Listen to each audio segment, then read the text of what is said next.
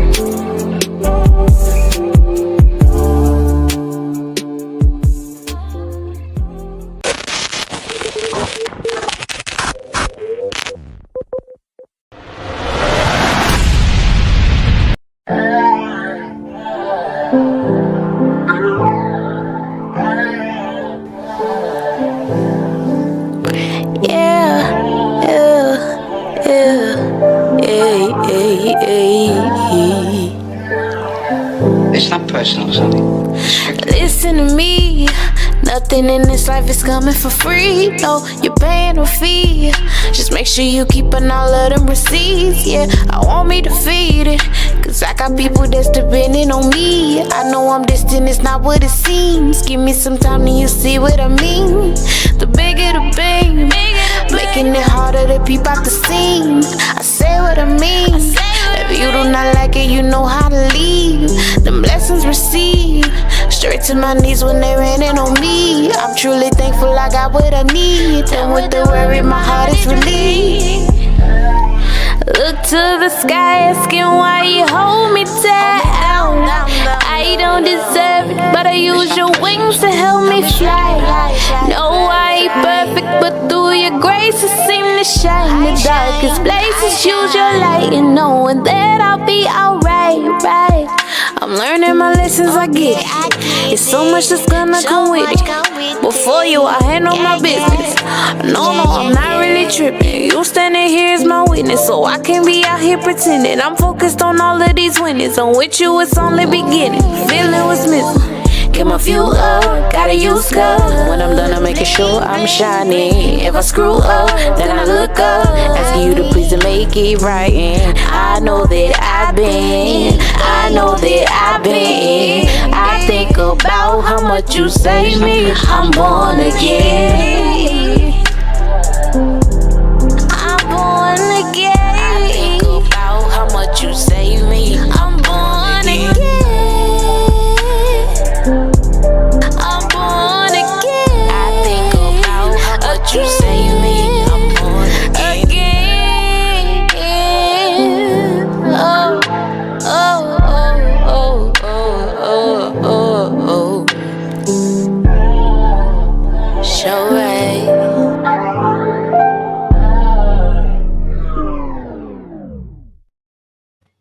Shalom, shalom. Big salute to the family, giving all praise to the Most High Yah, and faith in Yahshua HaMashiach. To the Israelite family worldwide, we say peace and blessings. We pray that y'all had a blessed Shabbat. Shalom to the whole nation of Israel, and many blessings to you all. As you see the title, Timeline Teaching. Who walked the earth together? Who walked the earth together, family? Make sure you got your Bibles, your pens, and your paper, and study to show yourself approved, Israel. Elder Bear Walk, big salute, elders. Big salute. Turn up. Let's get it. Hallelujah. All praises to Yahweh. Let's get it. Definitely thank you all again for once again allowing us on your platform. I ain't a big typer, y'all, so I'd like to just go through the chat. I do it on my channel as well. Shout out to Sister Oracle 007, Sister Eve, Shalom, Brother Donovan, Shalom, Candidly Yours, Vivian, Shalom. Who else is on here? Hebrew Lion, TXB for you, Shalom. And anybody, a positive reinforcement, Shalom. All glory to Yahweh. Thank you, Father, for allowing us to see a Shabbat of those who are still in the Shabbat. Shabbat Shalom. Definitely have your calculators out. This is a good one as well. And if you missed the prophecy teaching yesterday, I suggest to go back and look at that. That's a great teaching as well. Definitely just a blessing to be here. And I thank again Brother K. Judah and Anytime. all the mods and everybody else in the chat. Appreciate you. Absolutely. Yeah.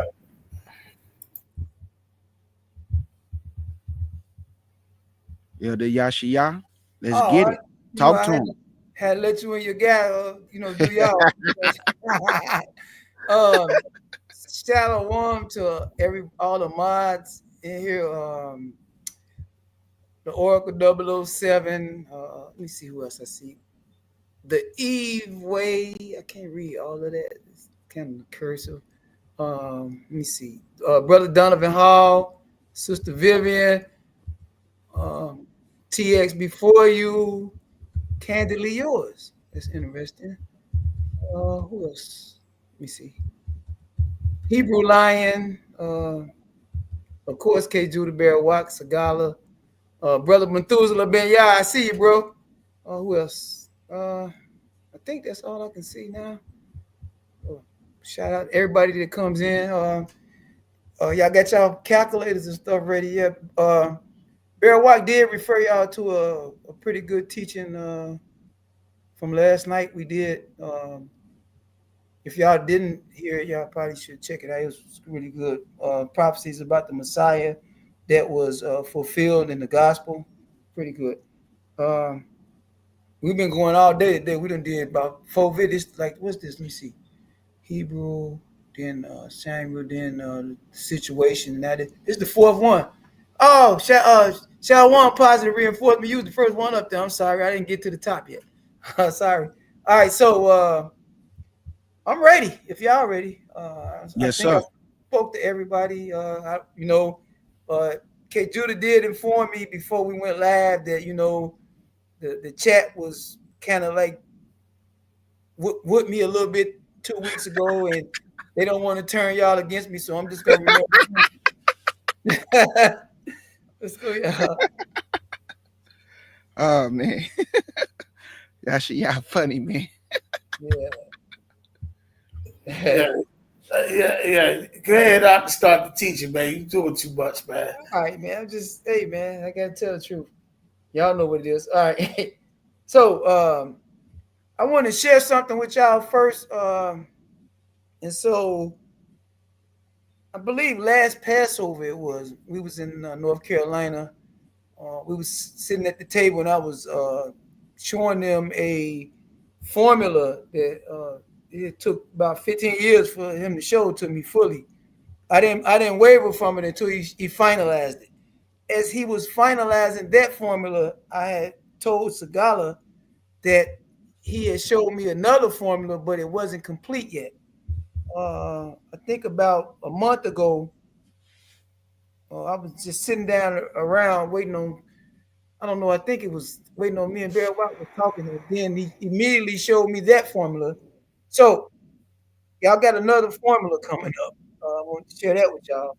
And I want to also share with y'all that because y'all, I don't know who's familiar with how these Jubilees formulas work. We're getting ready to delve off into that right now. And so we all, if you don't understand, or if you do understand, please don't be offended. I have to go into this sharing it with y'all that this is new to everybody. So, uh, one of our ancient formulas is what we call the Jubilee formula. And that is that a Jubilee is 49 years. It's broke down into 7 weeks. Well, 7 weeks a year. A week of year is 7 years. 7 times 7 is 49. So, can you turn to Jubilees chapter 4? I want to show y'all something real quick. And this is another way that we come up with timelines. And I had told y'all before that it's different formulas for all these timelines, but they all basically say the same thing. But sometimes you can see the math it could deviate slightly. So let me show y'all what I'm talking about. We in Jubilees chapter 4. And this teaching is going to show people how to expose a lot of false narratives that they push against the word. So, verse 2, it states, you can read verse 2, okay, Judah, please. Already, I got you. Oh, in fact, hold on. Let me take them through. Let's start at verse 1. Good. Okay. This is Jubilees chapter 4 and verse 1. And it reads, and in the third week, in the second Jubilee, she gave birth to Cain. Hold on a second, K. Judah. Now, everybody that's got y'all calculators, I'm gonna really take my time and do this slow because I know we've been just math, all this math and all these numbers and who was born here and when this happened and when that happened. It's good, but I know that it can be confusing if we don't take our time and give everybody time to let this stuff marinate. And now I'm throwing another formula into y'all, but this is a necessity right here because this was what I call my smart chat right here. So if a Jubilees, we're going to start with Adam. We know that he was born in the first Jubilee. So the first Jubilee would be the first 49 years of creation. Now, as we read, K. Judah just read verse 1, it says, in the third week, and in the third week in the second Jubilee. So now, when it says in the second Jubilee, that means that at least 49 years have passed by. So that's one Jubilee. So when we go into the second Jubilee, it says we're in the third week. Now, that means that 2 weeks of years, or 7 and 7, which is 14 years, have passed away. So what is 49 plus 14? That brings us to what? 63 years. Is everybody's math adding up to what I just said? 63 years. Absolutely. All right. So now that we got that, that means that those 2 weeks in the second Jubilee are complete. So you got one Jubilee, which is 49 years. That's out of the way. Now we got 2 weeks into the second Jubilee that's complete, and we're in the third week. All right. So that means the third week will add another 7 years. Since we don't have an exact year, we have what's called the next 7 years after 63. If everybody can hold a hand up, we can do this count together. 64, 65, 66, 67, 68, 69, 70. Do you have 7 fingers up? 7 fingers up. Yes, sir. So that means that Cain was born between 64 and 70 years after creation. Bam. Now, watch this. Abel. And in the fourth, can you finish reading? You can start over from the beginning. I'm going to stop you after Abel. Absolutely. And it's also proved what you said the following week, that Eve was created in the second week because she gave birth in the third week. So if y'all was paying attention to his last teaching, this proved what he said the following week when Eve was created, which was the second week. So this is Jubilees chapter 4 and verse 1 again. And in the third week, in the second Jubilee, she gave birth to Cain. And in the fourth, she gave birth to Abel. Stop. Now, Abel is born in the fourth week of the second Jubilee. That means it's 3 complete weeks, which brings us to the next 7 years after 70 years after creation. So we know 70 plus 7 equals 77. So between 71 and 77 years after creation, Abel was born. This means that Cain is older than Abel. Cain was born first. This agrees with Genesis chapter 4. Now we're creating witnesses, but we're getting more details about what occurred in Genesis 4. Now y'all stay with me, because I'm finna show y'all something else. Now y'all gonna be able to get something else out of verse 2. We don't need to know about the sister that was born. All I want y'all to know is that when it says Cain had a wife, it's his sister right here in verse 1. We'll come back. That's going to be part of something else, unless somebody got questions about it at any point of the teaching. We're in verse 2 now. Watch this. Same chapter, Jubilees 4 and verse 2. And in the first year of the third Jubilee, Cain slew Abel, because Elohim accepted the sacrifice of Abel and did not accept the offering of Cain. Stop. Now, we have a very great distinction that we can make now. Everybody that's part of this service now. We can, with sufficient exactness, tell and teach exactly when the first murder happened, exactly when Cain slew his brother Abel. Now, we're going to translate this back into how we come up with the date. It says the first year of the third Jubilee. That means, because now I'm going to ask a question now. Anybody but K. Judah? Anybody but K. I don't. It's the reason why I don't want you to answer this one yet, bro. I got you. Trust me. If it says in the first year of the third Jubilees, would I be accurate if I said that there are 2 complete Jubilees? What's 2 Jubilees a year? Anybody in the chat can give me a hand, because I want to make sure that we all following this, so then I can move forward and really get into it. Absolutely. Absolutely.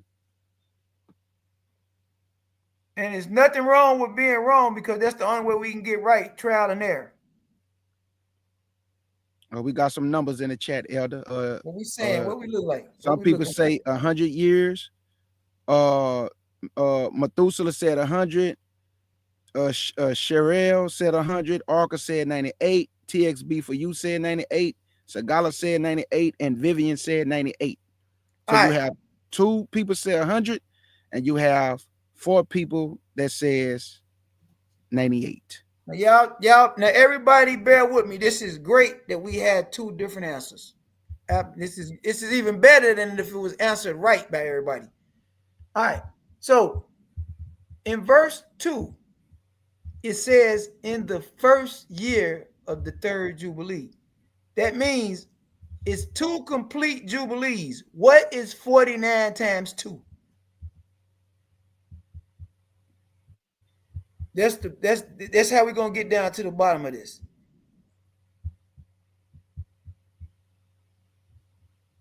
Do we got anybody in the chat saying anything yet? Yep. Sister Sagala said 98. 98. Donovan Hall said 98. Magnificent. Vivian said 98. Okay, so we got our 2. We got 3 witnesses now. Sister Sheriel and Sister Oracle. Let me see. Now, Sister Oracle, Sister TX before you, Sister Sagala, Sister Vivian. 98 is correct. So now we in year 1. What would we? That would add 1 year to 98. That gives us what? You can go ahead and get back in now if you want to, 2K2. Okay, already. I'm gonna let them handle business in the chat. I want to walk y'all through it, then we can flow. Absolutely. I just want to get the basics. Facts. Then we're gonna flow. They said 99. TXB for you said 99 a year later. Arca said 99. Donovan Hall said 99.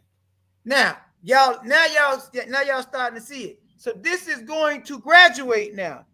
This is the most simplistic way for us to now see what's going on.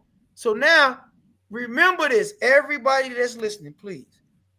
Whenever it says in, if it says in the 7th Jubilee, I'm just saying a number, in the 5th week. All right, so now, if it says in the 7th Jubilee, that means that it's 6 complete Jubilees. So you immediately can start your math up with saying 6 times 49. Immediately. And get your large number out of the way. Now it says in the 5th week. That means that you now have 4 weeks of years. A week of years is 7 years. So that means now, whatever your 6 times, did I say 6? Your 6 times 49 is plus 28. Now, what year would you be in the 5th year? We can make up whatever you want to in the 3rd year. So 28 plus 3 plus whatever 6 times 49 is.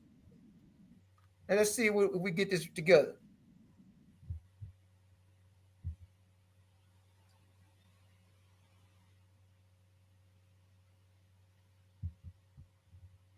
Do everybody have 325? Arca was close. She had 322. All right, let me make sure that I'm right. 6. I do this stuff in my hand. 28. So now watch this, Sister Oracle. I'm gonna tell you how I came up with this. I added 6 times 49. That gives you 294, right? That's the complete Jubilees. Those are the 6 Jubilees that we spoke about. Because we said we in the 7th Jubilee. That means it's 6 complete Jubilees. So now, that's 294. Then I said in the 5th week.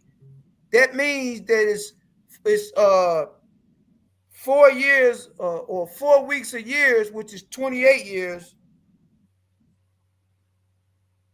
that we add to the 294.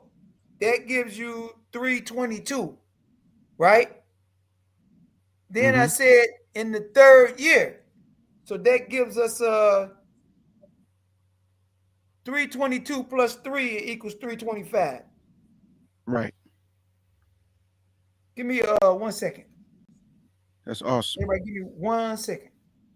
What these timeline teachers is amazing, boy.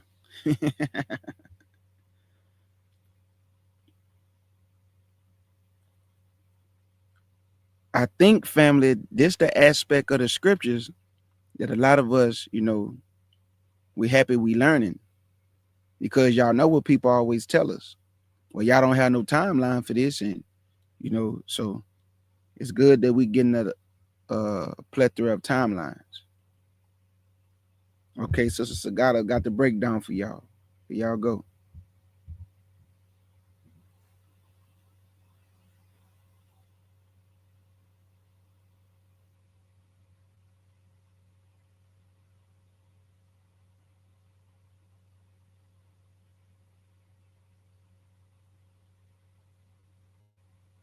Yeah, he about to come back. TXB for you. I'm gonna put it on the screen when he come back.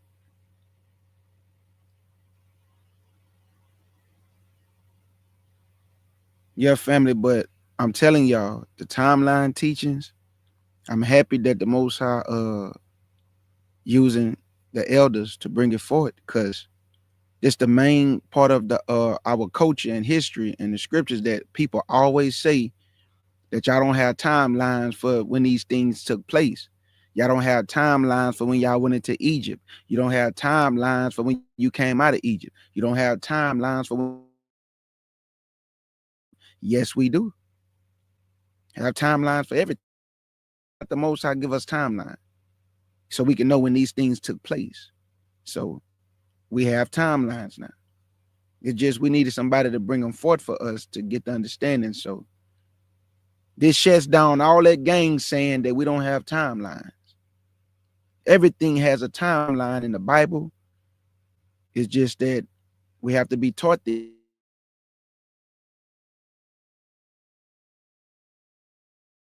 Absolutely. And another thing too that's good, family, about these timelines is if you're listening to a teaching and somebody's or trying to teach you and they use Abraham versus somebody else or anybody in the biblical scriptures, it might be impossible for what they're teaching if that person wasn't even born during that time. And what I mean by that, say for instance, some people say Esau and Abraham, right? But Abraham was before Esau, was born before Esau, which is his great grandfather. But I'm just using this as an example. If they say that Esau was born before Abraham, of course you can go into the scriptures and see he was born before. But if you're using the timeline, you can show the year he was born and how long he lived when Esau was born and how long Abraham lived from the year Esau was born until the year Abraham died. If that makes sense, what I'm trying to say to y'all. Those timelines are good for that too. Very good for that. So that's what he's about to break down now. Who walked the earth? Did he get kicked out, K. Judah? Or they both went out?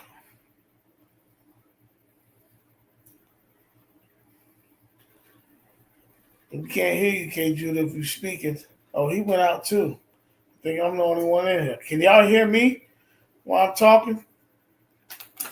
Type of one if y'all can hear me. I'm waiting for both of them to come back in.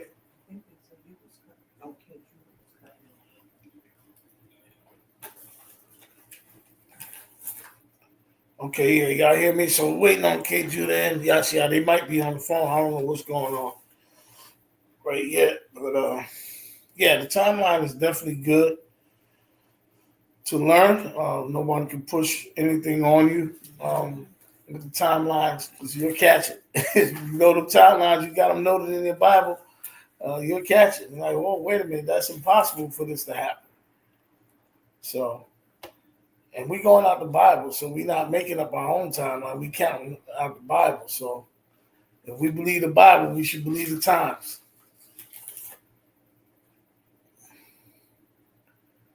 Yeah, so I don't know what's going on.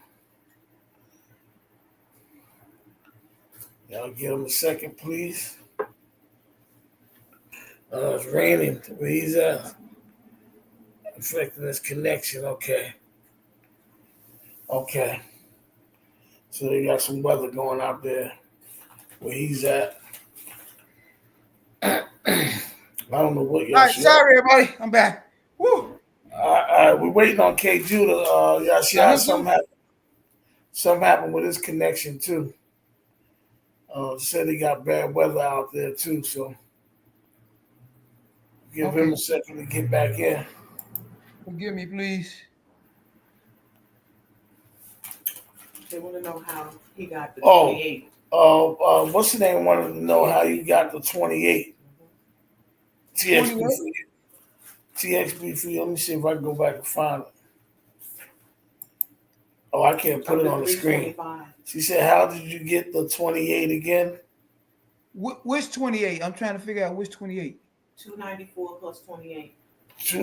Okay, so 28 is the. Remember, I gave a rhetorical number. We said in the seventh jubilee, that means it was 6 jubilees, which was 294 in the 5th week. So that means 4 weeks have went past. 4 weeks represents 28 years, 7, 14, 21, 28. So we said we was in the 3rd year of the next week, the 5th week. So that's where that 3 years come from. All right, so K. Judah, you back? You can't hear you. Yeah, I'm back. All right. So he was just K. Judah, just to bring you up to speed. He just got back in. He was answering sister's TXP for you question how to get the 28 years. Y'all can hear me now? Yeah, we can hear you. Okay, there we go. Yeah, man, it's raining out here, man. Wildfire. Oh wow. Okay. Okay, let me get the verse back. All right, y'all see how you can start over wherever you need to. All right, here I come. Sorry about that, everybody. We had a little quick run out to do. Oh man, hold on. Scripture. Let me get the scriptures back up. 1 second.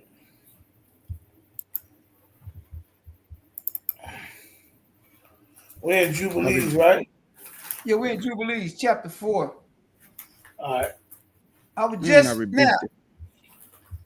So now everybody sees pretty much the bases to navigate how these Jubilees go. Don't worry, I'm here. I'm here to make sure that y'all get it right. Don't nobody get dismayed or none of that. I got y'all. All right.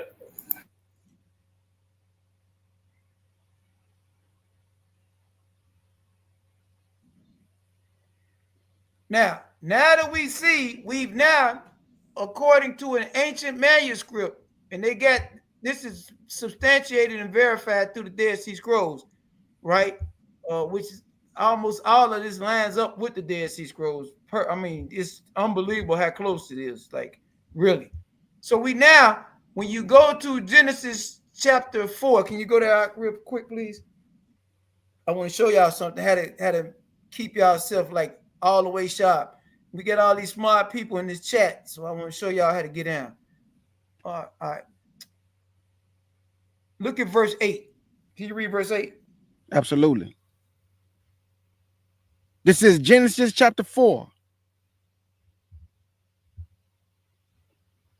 and verse 8. And it reads, "And Cain talked with Abel, his brother. And it came to pass, when they was in the field, that Cain rose up against Abel, his brother, and slew him." So now, in verse 8, y'all can now affix Jubilees chapter 4, verse 2 to that and state with sufficient exactness that this occurred 99 years after creation. And y'all have the formula to establish it.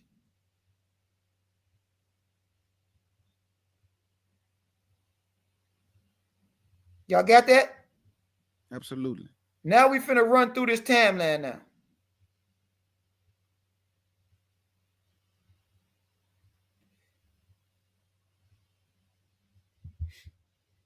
Okay, here we go.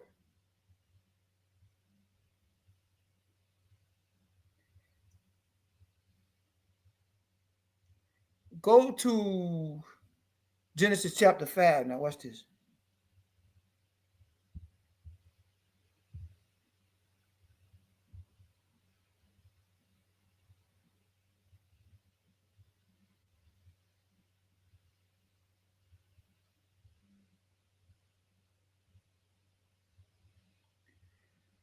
we want to, here we come. I'm trying to figure out the best way to phrase this. I want y'all to look at something. When we start adding up the dates of the patriarchs, we're going to get all the way down. In fact, look at Lamech. Scroll up some. Look at when Lamech was born. There we go. All right. And Methuselah, look at verse 26 down. Where do y'all see this? This is Genesis chapter 5 and verse 26. And it reads, and Methuselah lived after he begot Lamech 782 years. Matter of fact, I'm sorry, we can't do the start at verse 25. I That's got part of the exact.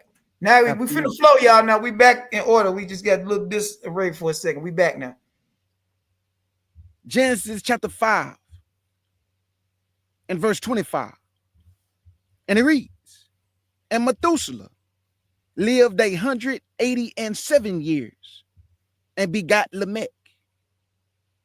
And Methuselah lived after he begot Lamech 782 years and begot sons and daughters.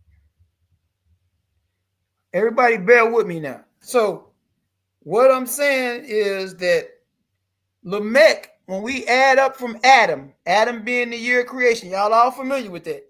Lamech was born exactly 874 years after creation, right?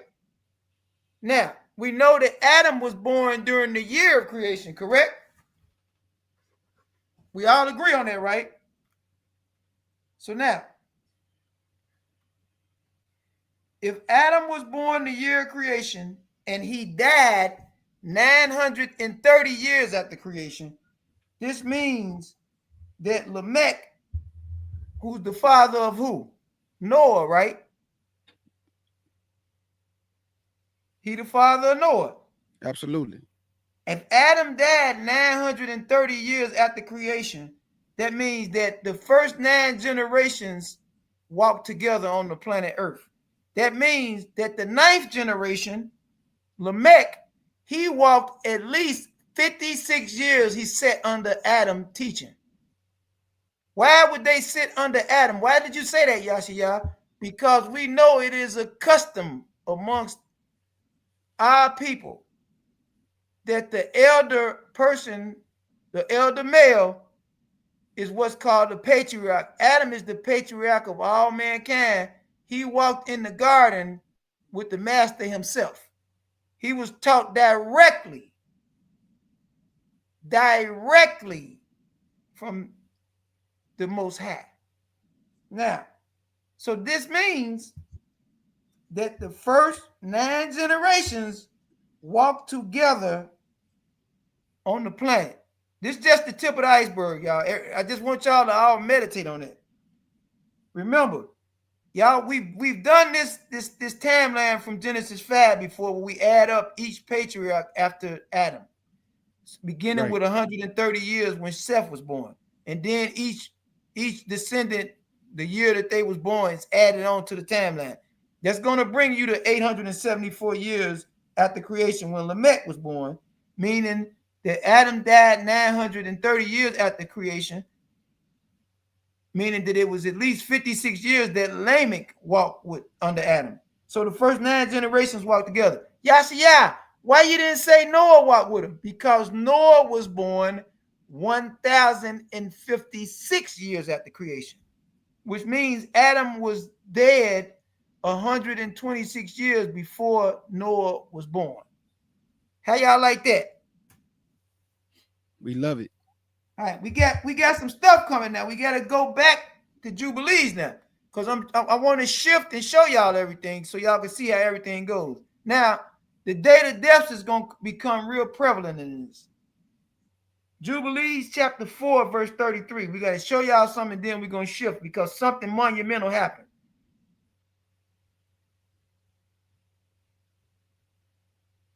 Verse 33.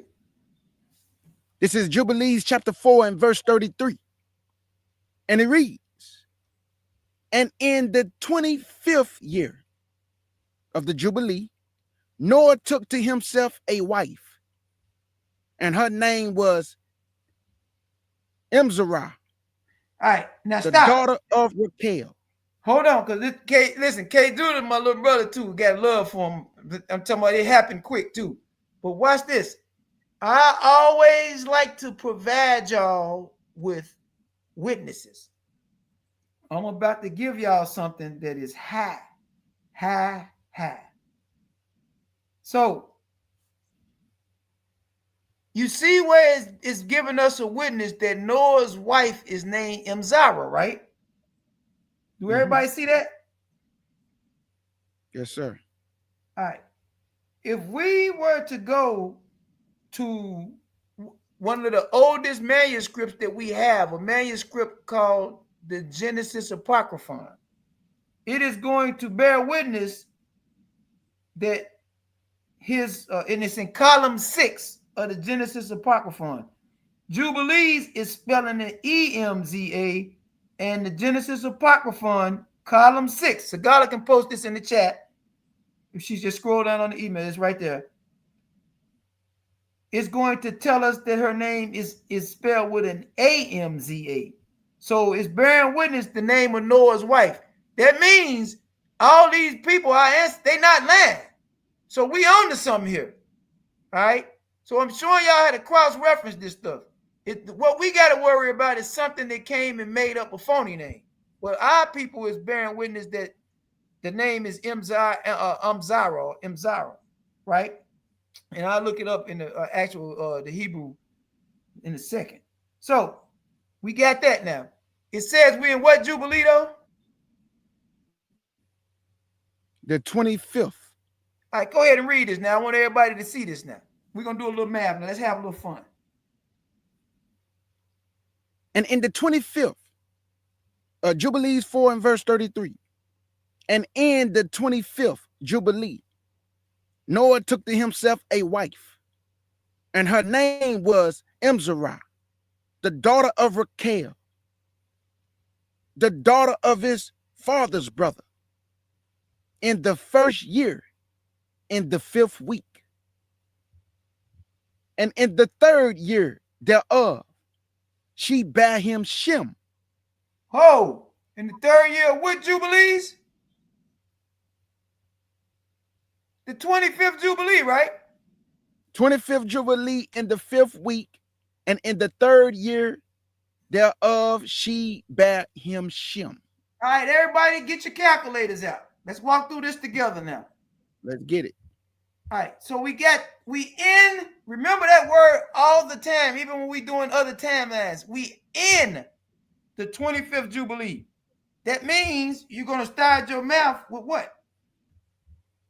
That is 24 Jubilees which have been completed, right? Mm-hmm.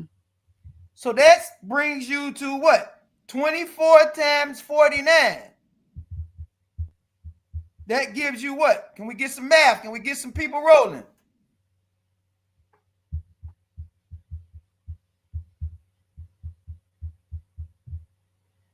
$1,176. What a great place to start. All right. Remember that. It kind of sounds familiar too. It is very familiar. You didn't heard it before. Now, let me ask you this while we going over this, K. Judah. We didn't have no discussions about none of this. We ain't went over none of this, have we? Nope, we have not. Watch this. So now, everybody that is listening, Sister Oracle sitting back, she catching this now. Her and TX before you, positive, they all getting this now. Watch this right here. It says, in the first year, in the 5th week, remember that word in. If it's in the 5th week, that means it is 4 weeks of years that have passed. So what's 4 weeks of years? 7 days. 14, that's right. 21, 28 years have passed. Yep. Right? But it gives us something else. It's 1 year into the 5th week. So that's 29 years. Right. So what you're going to do is add 29 to 1176.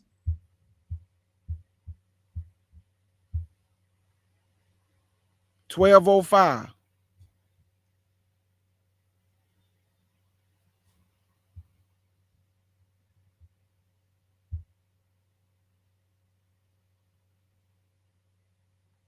$12.05, Elder.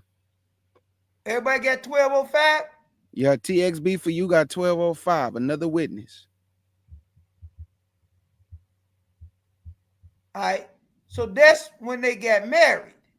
1205. Now watch what happens 2 years later in the third year. Okay. Guess who was born first? Shem. Guess who we come through? Shem. Shem.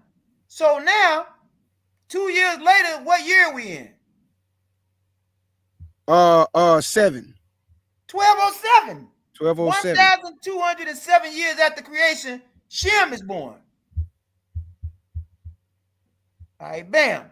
Now, hold on, I'm finna give y'all some more math. I ain't even do this. This is good right here. I'm having fun with this.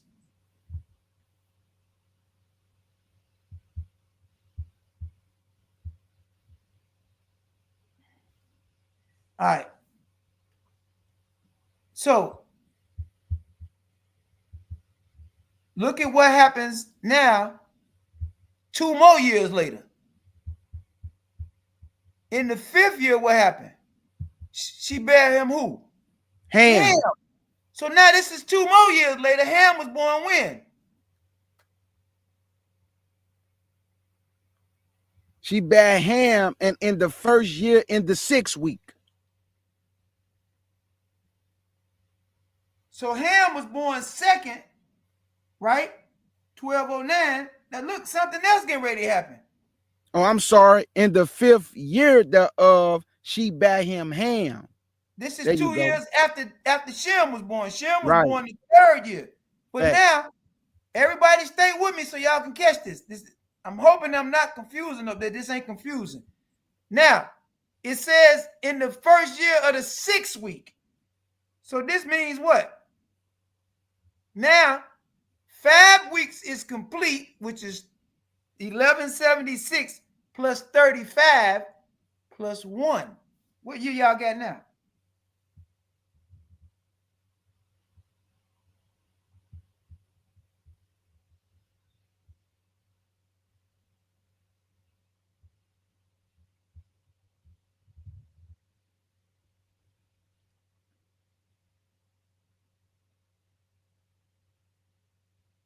$12.12.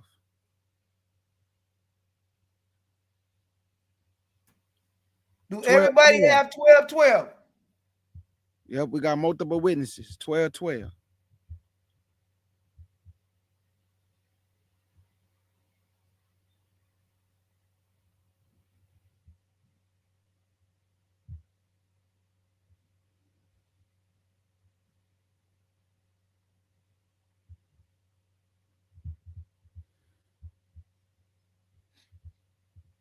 So we all at 1212. Do everybody see how we got it? Yes, sir. Hebrew Lion. Let me make a correction, Hebrew Lion. I see something on the chat. A jubilee is not 50 years, it's 49 years. Even in the King James Bible, once the 49 years is up, it's celebrated the 50th year, which will be the first year of the next jubilee.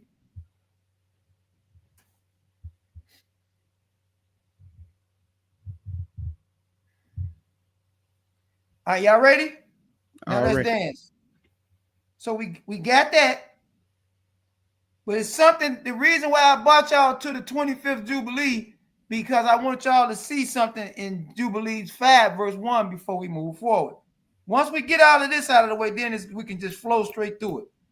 Look at Jubilees 5, verse 1 now. One of the most monumental events in the history of the world happened. Watch this. Jubilees chapter 5 and verse 1. And it reads, and it came to pass when the children of men began to multiply upon the face of the earth, and daughters was born unto them, that the angels of our Elohim saw them. This sound familiar, don't it? Sound It like seems like we Genesis seen 6. this in the scripture. So go ahead. No, I was just saying it sound like Genesis 6. Ooh, come on. And which is also Enoch 6. They all bearing witness. Watch Facts. this. Of our Elohim saw them on a certain year of this Jubilee. What Jubilee we in, K. Judah? Jubilee 25. Now, everybody get your pen out. This is a quick one right here. If the 24 Jubilees, what's 24 times 49 again? Y'all had that at 1176, right? Right? 1,176. So, now, what would the next 49 years encompass?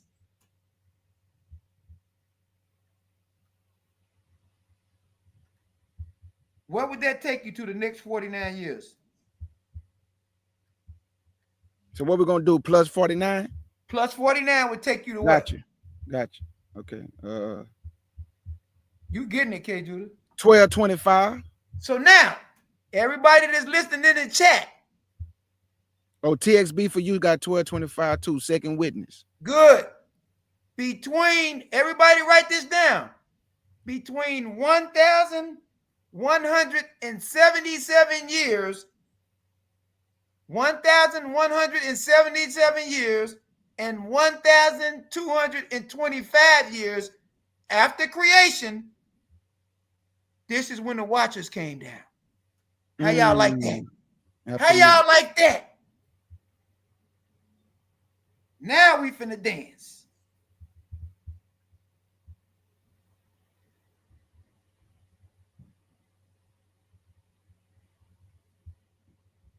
Now go back to Jubilees chapter 4. Now we ready to dance now.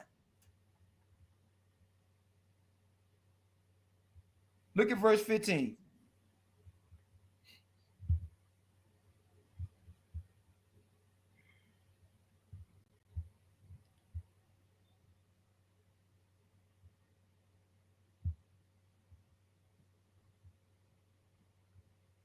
Verse 15. This is Jubilees chapter 4 and verse 15. And it reads, and in the second week of the 10th Jubilee, Mahaliel took unto him to wife Dinah, the daughter of Barachiel. Let me pause K. Judah real quick to make a statement. Everybody that's listening, are y'all paying attention to the accuracy of the records that they kept? How meticulous they is? They know where the woman come from, what land she descend from. Facts. And guess what? A lot of people gonna get mad about what I'm about to say, but we got truth right in front of us. Wasn't nobody talking about nobody's skin color or none of that. They was Shem was with Shem, Ham was with Shem. They was both with Japheth. Y'all gonna read, when y'all read Jubilees, y'all gonna understand how all these bloodlines and stuff got mixed. We was taught the wrong way. They was telling us all this stuff happened in slavery. The ancient world did not have no skin prejudices. That happened sometime after all this. When we still looking to stamp a number or a timeline on that book, we can clearly see if you go through Jubilees and read it, wasn't nobody talking about no skin colors or nothing like that. And so y'all know we already went over that melanin teaching, so we know that at one time, according to our most ancient texts, not what science and all of this, our most ancient texts say that at one time the whole world looked the same and it was dark. We know that. So now, we in Jubilees 4 verse 15. Here's the next player in this puzzle right here. K. Judah finna read to us. Mahaliel took unto him a wife, Dinah, the daughter of Barachiel, the daughter of his father's brother. And she bare him a son in the 3rd week, in the 6th year, and called his name Jared. For in his days the angels of our Elohim descended on the earth, those who are named the watchers, that they should instruct the children of men, and that they should do judgment and uprightness on the earth. This is what they were supposed to do. But we know Ephesians 6:10 through 17 had kicked in. It was already spiritual wickedness going on in heaven. Absolutely. They was up there plotting and scheming already. Yep. And people read Ephesians 6 and don't understand what Paul talking about.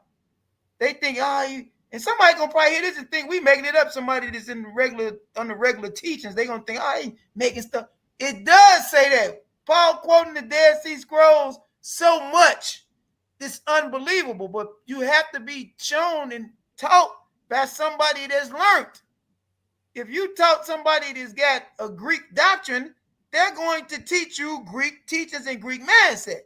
Bring it out. Fortunately for us, we're being educated now. Everybody that's listening to this, by somebody with a Hebrew doctrine and understanding.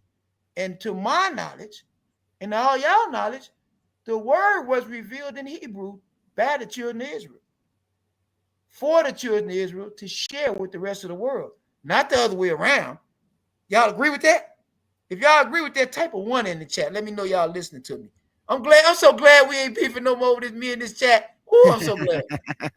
Oh, yes. All right, now that we got that out of the way, I want to point something out in verse 15. I've been doing these timelines for a lot of years. When we go through the Jubilees timeline, this is the first small discrepancy in the timeline. It's a 1-year discrepancy, because when we add up the King James version of Jared's birth, it's 460 years. Right here, they're saying it's 461 years. So you're always going to hear us say around. Always.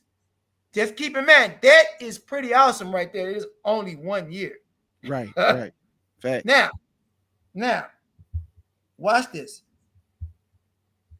If Jared was born 460 years after creation, go back to Genesis 5 now, because we got to put some math on this. We back and forth, and y'all sharp, because y'all handling two different formulas at once, for real. I can't see. Sagala got that. It got Sagala on. Let me see. Okay, good. Go down, scroll down some. We got to get to Jared around verse 17, I think.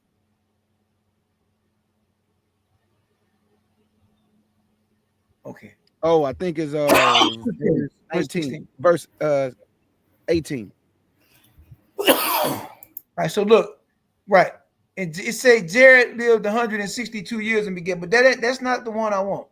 Okay. Let's look at verse 15. Gotcha. So this verse 15 brings us to 460 years after creation. Can you read verse 15 real quick? Absolutely. Genesis chapter 5 and verse 15. And it reads, and Mahaliel lived 65 years and begot Jared. So that is 460 years after creation. Look at verse 18 now. Verse 18. And Jared lived 162 years and begot Enoch. Stop. Now, everybody in the chat, what is 460 plus 162?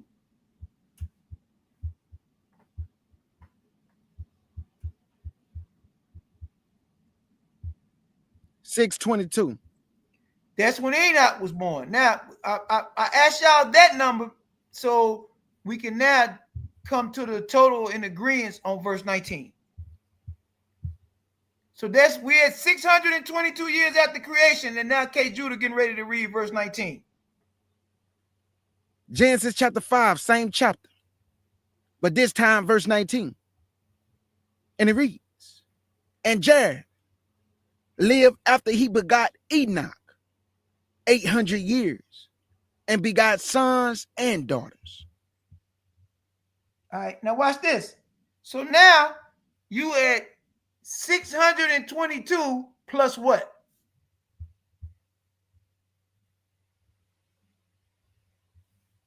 800. What's y'all number now?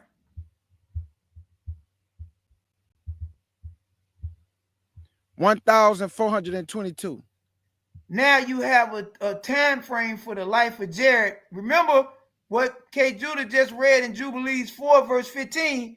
It said during his times, that's when the watches came down. Let's see if this adds up with what we read previously about the 25th Jubilee. Could it be some truth to that? All right. So Jared didn't die until 1,422 years after creation. Good, Sister Vivian, 620. Good, I see that. Now, it says that he lived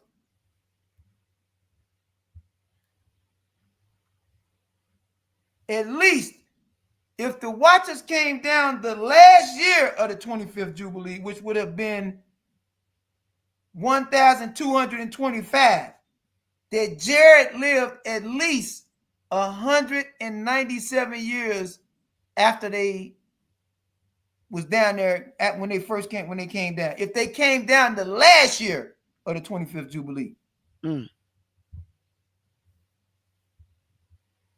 So now, we now got a 49-year window as to when one of the most significant events in the history of the scripture occurred. All right, let's go to the next man now, because we went a little bit out of order, but it was necessary. Methuselah. We back in Genesis chapter 5. Let's look at Methuselah. That is Enoch's kid. Enoch was born when? 622 YAC, right? 622 years after creation, right? Absolutely. Now, as we look down, look at verse 21.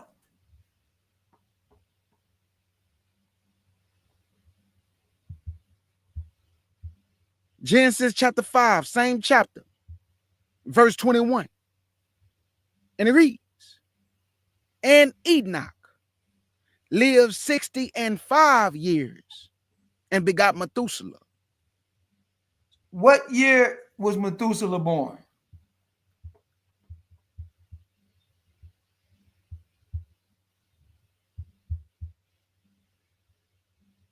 Methuselah was born 65 years, the 65th year of the life of Enoch. Enoch was born 622 years after creation.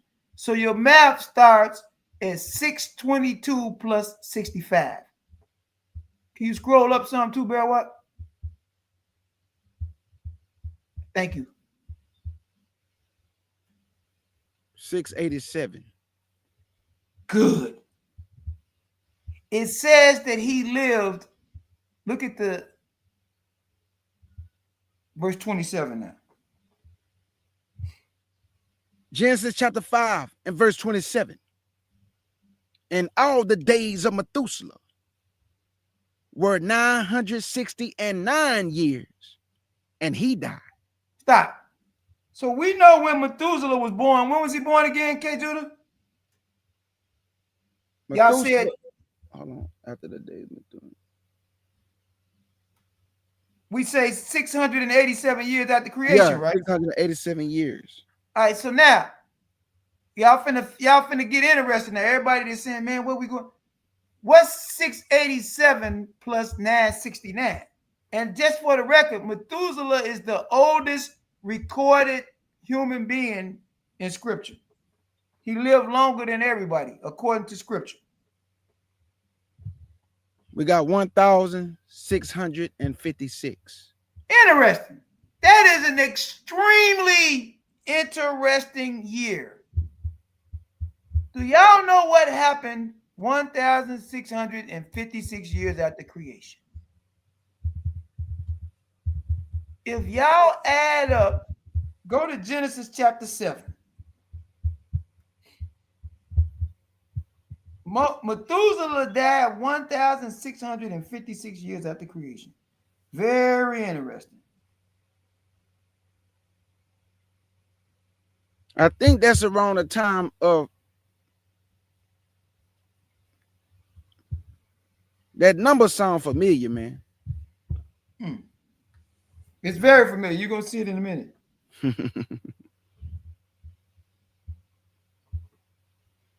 Look at verse 11 and 12. Verse 11. Genesis chapter 7, verse 11.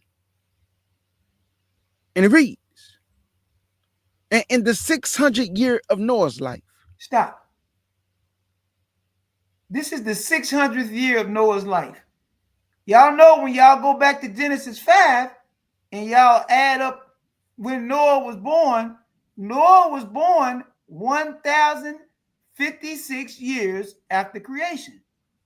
1,056 years after creation.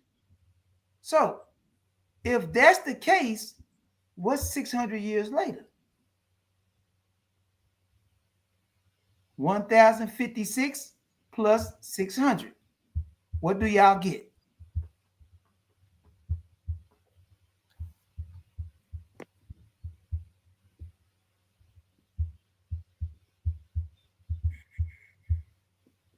$2,160. Look at it again. It's 1,056 plus 600. Oh, okay. I got you.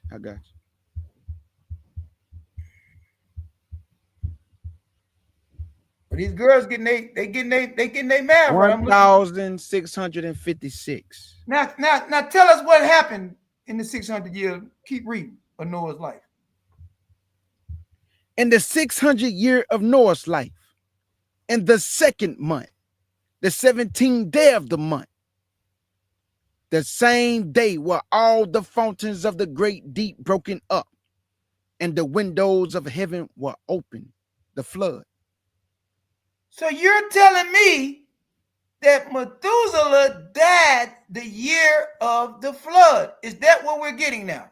Absolutely. So yes. If y'all want to keep yourself occupied with what I call a smart exercise, it's things like this. Now that y'all got that, let's move around a little bit now. I'm getting ready to make another statement. Y'all getting the blueprint now. So now all I need to do is make statements now. Y'all can do y'all homework on this if y'all are interested. From the 12th through the 22nd generation, everyone walked with Shem. We see who walked with Adam now. The first 9 generations. Mm-hmm. Right? I'm gonna give y'all some math on Noah in a minute too. Because we're getting close now. The 12th through the 22nd generation, everybody walked with Shem at least 50 years. That's not including the generation that we taught y'all was stricken from the genealogy in Genesis 11. He was stricken. Well, Yahweh say that's what it is with me. I don't care what man say. He said he ain't in there no more. He ain't in there. He back in Luke. We'll deal with that when we get to Luke 3. All right, y'all got that? Absolutely. If we go back now to all of the math that I showed y'all, we've been over this timeline. Jacob was born 2,108 years after creation. Right? In fact, hold that number on Jacob. Go to Genesis 11. Let's get Shem out of the way first. I gave you a typo on the email too, Segal. I just seen it. That shouldn't be Genesis 5:10. That should be Genesis 11:10. So, Elder, that means that Methuselah died the year of the flood, and it said a year later after Noah's life. So that means from 500 to 600. So okay, I see what you're saying. It was 1 year later, right? that the flood happened after Methuselah died? Or did No, he it die wasn't the year? even. He died the year of the flood. Okay, the year of the flood. So that'll be 600 years of Noah's life. Right. Which Okay, would be gotcha. 1,656 years after creation. Okay, gotcha. Okay. All right. Gotcha. Now we in Genesis 11, verse 10. Some more stuff getting ready to pop up. When Noah is 600, right? Shem is how old, according to this? Shem's 100. So now watch this. Verse 10. Genesis chapter 11 and verse 10. And it reads, these are the generations of Shem. Shem was 100 years old when he begot a foxhead, 2 years after the flood. So now, what I want everybody to do, don't miss this. Shem's 100, but now it's 2 years later. 2 years after 100 brings him to what? 102. This is when he's 102 now. Watch how they get this stuff prepared in English. It's very misleading. So now, if the flood happened 1,656 years after creation, what's 2 years later? 1,658. Now y'all, this is after the flood. That's why we here with Shem now.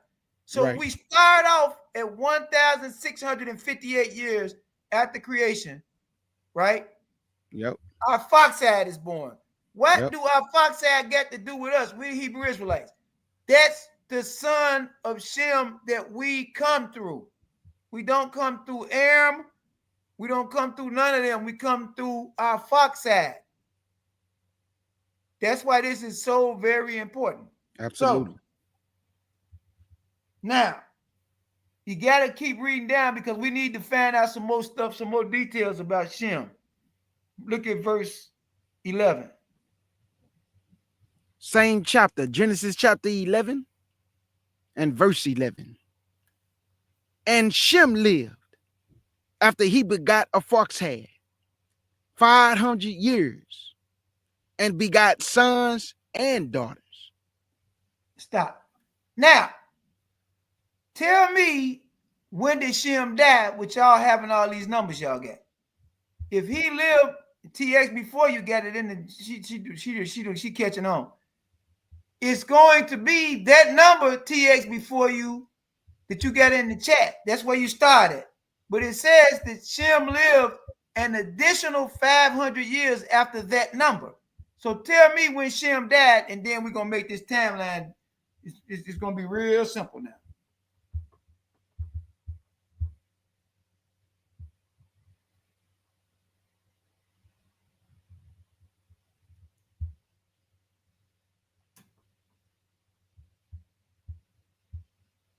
Magnificent. 2,158 years. Good, Oracle. There y'all go. They popping in now. Now we can play ball now. So I got another little quick statement I want to make before, because we finna jump straight off in the Shem. This is finna be crazy. The third through the 20th generations of mankind, 18 generations walked with Noah, because Noah lived how many years after the flood?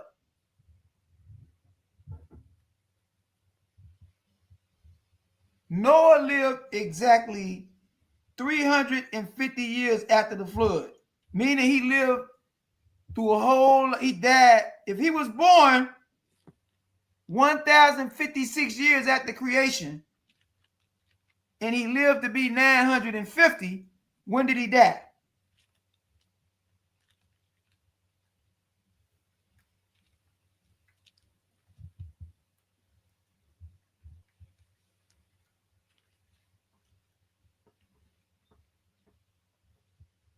And it's a reason why we went back to Noah as well.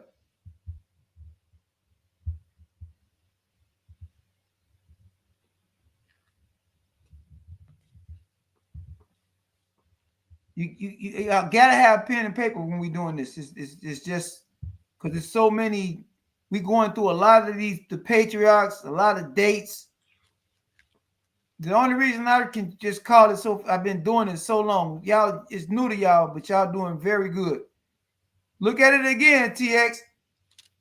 He was born 1,056 years after creation, and he lived to be 950. So you're going to start your math 1,056 plus 950. What number you come up with? Everybody, that's for everybody in the chat. What number y'all come up with?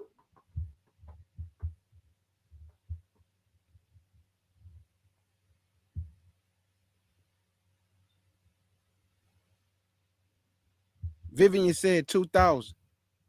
She ain't add up something right.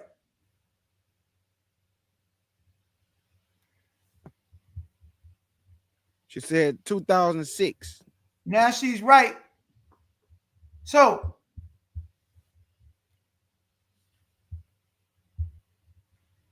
this means that Noah died in 2006. Who would have taken over as the patriarch of mankind once Noah died?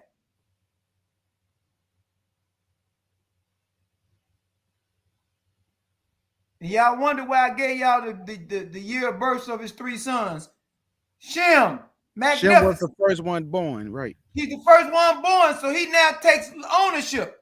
That means 152 years Shem was the patriarch over man after his father died. So that means that now everybody, and we're going to go through this.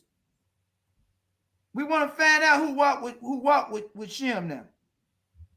Did Jacob walk with? Where was they getting all of these teachings from? Where was all of these teachings that they was getting coming from before Moses was born? Nobody never asked these type of questions. Look at Genesis 26:5. I just want y'all to start asking questions. And Elder, I just want to say, man, it makes so much sense that when you said how Noah was 600 and lived 300 more years after that, because if he died at 950 years, like you say, all we got to do is just add years after the flood. So that means all we got to do is just add the 300 to what his age was already. So that's all. The 350. Makes sense. Absolutely. Absolutely. All right, good. You getting it? Listen, this ain't people. You can't just jump. If you do catch it, immediately magnificent. But we patient. Trust me. You got to go over this. This is something that you got to study right here. All right. So now we went back to what? Where did we go back to? We went to Genesis 26. We want to go to Genesis 26. Is it? And it looks like everybody in the chat is following along. I don't see no confusion or nothing. This is good. All right. Nobody never asked themselves this. Look at verse 5. Read verse 5. This is Genesis 26 in verse 5. Because that Abraham obeyed my voice and kept my charge, 1, my commandments, 2, my statutes, 3, and my laws, way before Moses.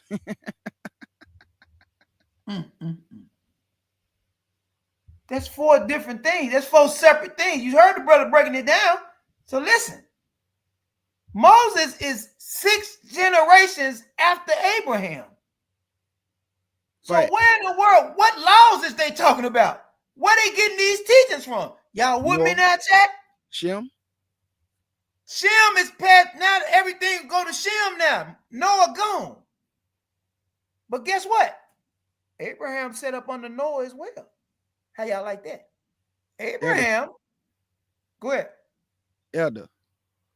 This right here is not about, trying to debunk somebody. Just listen what I'm saying. This proves that way before he talked with Moses on Mount Sinai, a lot of people say he only gave Moses 10 commandments, meaning just 10 laws, which are the do's and the don'ts. This is not true. He gave Moses, because he's showing you right here, they already had laws. They had a charge. And if you know what a charge is, it's a specific task. The commandments, the do's and the don'ts, the statutes or the feast days. Come on, y'all. It's right here. He gave them more than just 10 commandments. Hallelujah. You gotta have the judgment, and we can't forget the judgments, because the judgments go with the do's and the don'ts. If you break the do's and the don'ts, here go the judgment. So how he just gave us 10 commandments, but we don't got nothing else? But it's all in the Bible: statutes, a charge, judgments. Come on, people. Go ahead, Eddie. Now listen, I'm the cleanup hitter. K. Judah, the lead off hitter. Barry Walker is the most rounded. He's bat third. I'm bat cleanup. I'm back and they play right with this, what they did. And we ain't had no discussions about this. Now, if anybody in the chat start asking questions, with y'all all doing all that loud talk. Y'all ain't showed us nowhere with it except that one verse in Genesis. If anybody asks a question, I'll start showing y'all what they was doing the Torah way before Moses was born. Talk to him. I'm waiting on somebody to ask the question. Till then, we're going to keep moving with this timeline. But That's I'm waiting on the question. So now, we see, I just made another bold statement. Ain't nobody called me on it. I said that Abraham had the distinction to set under Noah. When was Noah? When did Noah die? They said, y'all said 2006, right? Years after creation, right? Well, we got a timeline on Abraham when he was born too. According to Genesis 11, when you add up all of the patriarchs, when you keep moving forward, Abraham was born 1,948 years after creation. So now, what's 2006? 2006 minus 1,948. And then you'll know how many years Abraham set up under Noah. 58. Talk to him. Talk to him. 58. Remember, Noah was calling the shots then. Remember, Yahweh said Noah was righteous. Absolutely. In his generation. How y'all like that? So now, he done set up under Noah as well. So now let's see. Well, Yasha, you always saying all this stuff. You ain't showed us nothing about Jacob and them and the children. Well, hold on a second. Hold on a second now. Don't accuse me now. Got enough with these two guys accused. Genesis 38. Go to Genesis 38. Let's show them something, KG. We got to show them a little something. We can't be stingy with this stuff. We got to share it.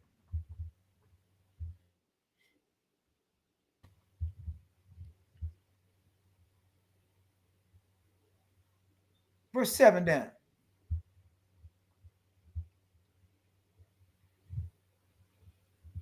Genesis 38 and verse 7. And it reads, and Judah's firstborn, was wicked in the sight of our Elohim, and our Elohim slew him. He killed him. And Judah said unto Onan, go in unto thy brother's wife, and marry her, and raise up seed to thy brother. And Onan knew that the seed should not be his. And it came to pass, when he went in unto his brother's wife, that he spilled it on the ground, lest that he should give seed to his brother. Stop. It's so much that just happened right there. It's just crazy. First, the first thing I want y'all to know is, where did Judah get that teaching from?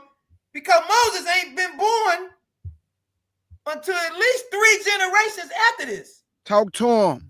At least 2, at least. Remember, Abraham is the 20th generation. Isaac is 21. Jacob is 22. Judah is 23. Judah's son is 24. Moses ain't born until 26, and he ain't been born yet. So where they get this teaching from? Because what I just read is in Deuteronomy chapter 25, verse 6. We need to go there and then come back to Genesis, because I don't know where do y'all think they're getting these teachings from? Monster Moshe, somebody need to say something, man, because this is getting crazy. Y'all heard K. Judah just said, man, they been had law. They talking about Moses. That's what foreigners teach us. They can't teach us our history. Y'all seeing it right now. Y'all reading along with us. Unless y'all don't agree with what y'all reading right in front of y'all. 25, Deuteronomy 25, I'm sorry. Every law that was given to Moses was way before Moses. Everything. Well, hold on, family. because I want to address something. I'm looking at the chat now before we go on. Okay. True Talk. All right, so you don't got to bet, True Talk.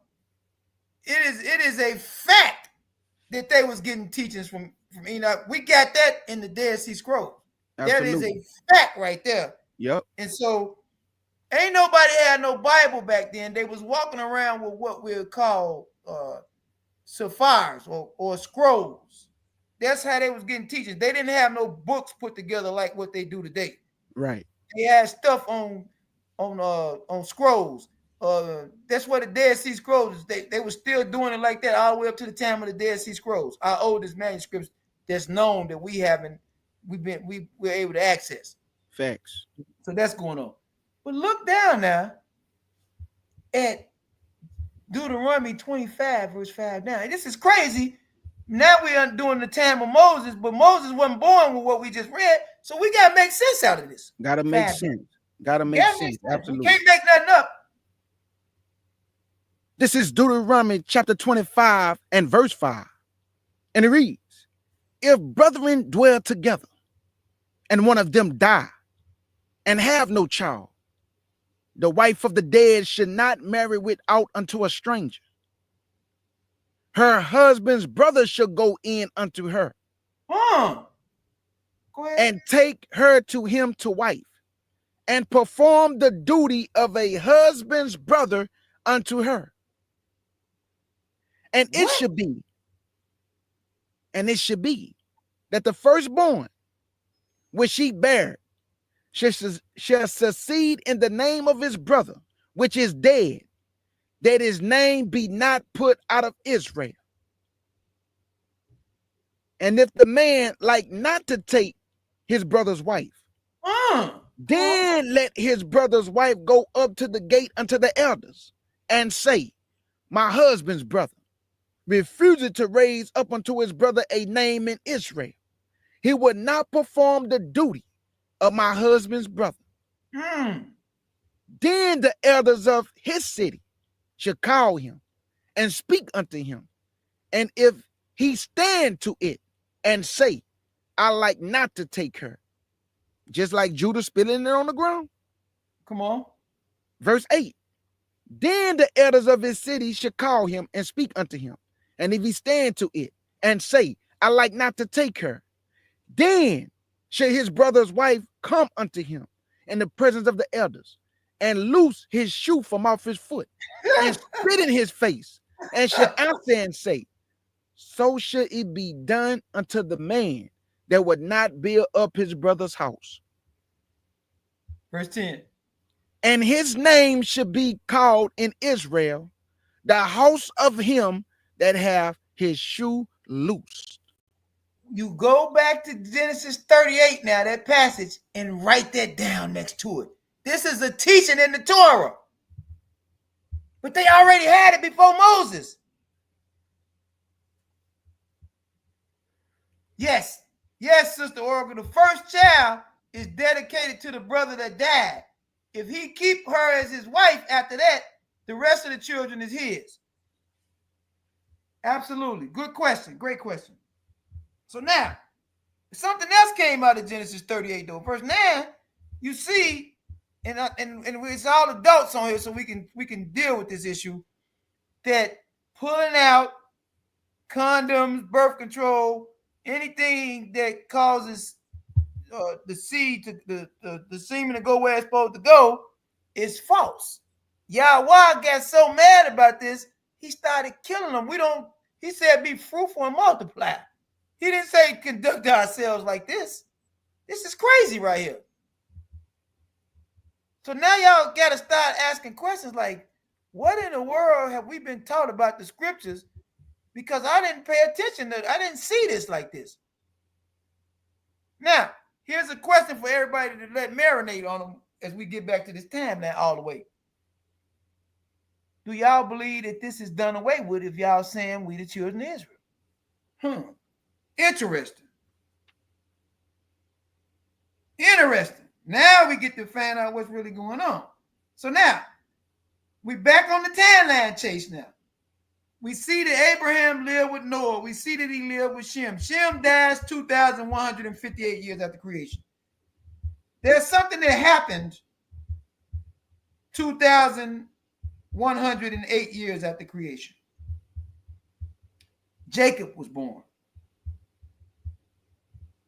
If Jacob was born 2,108 years after creation, that means that he walked with Shem 50 years, the first 50 years of his life. Bam, write that down. If Isaac, according to the math that we've been over in this chat, and we got all regulars here, was born 2,048 years after creation, and he lived to be 180. This means that he walked with Shem 110 years. How y'all like that? We got something else coming. This means that Abraham, that was born 1,948 years after creation, and he lived for 175 years. This means he walked under Shem after the first 58 years of his life. The next 117 years of his life, he walked under Shem because he walked the first 58 years with Noah, Shem's father. So Abraham's entire life, he was under high teachings. We don't even get a name for what is in Genesis 26:5. We just know that those is high teachers. All right. Let me see if there's anything else that I need to give y'all. All right. One more thing. This is just some yard cleaning now because I don't want to push too much. Marcus say, well, then I would now have a question. Do you have children that you can't take care of? Would you still be an infidel or a responsible husbandman? I'm trying to understand that question. So before I think she asking, you know how when they say that the brother gotta go, the brother gotta go into the brother's wife and be a husband's brother unto his brother. But I think she asking, what if he can't take care of the child or don't want the child? He got to take care of the child. If he can't touch the woman, if he don't touch the woman, I see Yahweh's position towards that. We got to teach him for it. She get to expose him as being false. So if he go into her and she had a child, he got to take care of the child. He's responsible. He got to raise up seed. Yahweh said that. So it's not, and so the women don't take this personal, but it is personal. The first offense is not committed to y'all. That's a physical offense. He's committing the worst crime by not doing what Yahweh said. Mm-hmm. Because what we just read in Deuteronomy, didn't no woman write that. She don't even have no say-so in it. She's supposed to do what she told to do as well. That was sent by Yahweh. So yes, if he don't do what he's supposed to do, he's an infidel. If he does do what he's supposed to do, he's got to be a responsible husbandman to that child. Absolutely. The culture though, let me just add, the culture was different back then, and we were all together in a sense back then. So it was, law that, probably unwritten law that came with the program to take care of that child. Excuse me. It's also a righteous thing too to want to keep your brother's name alive too.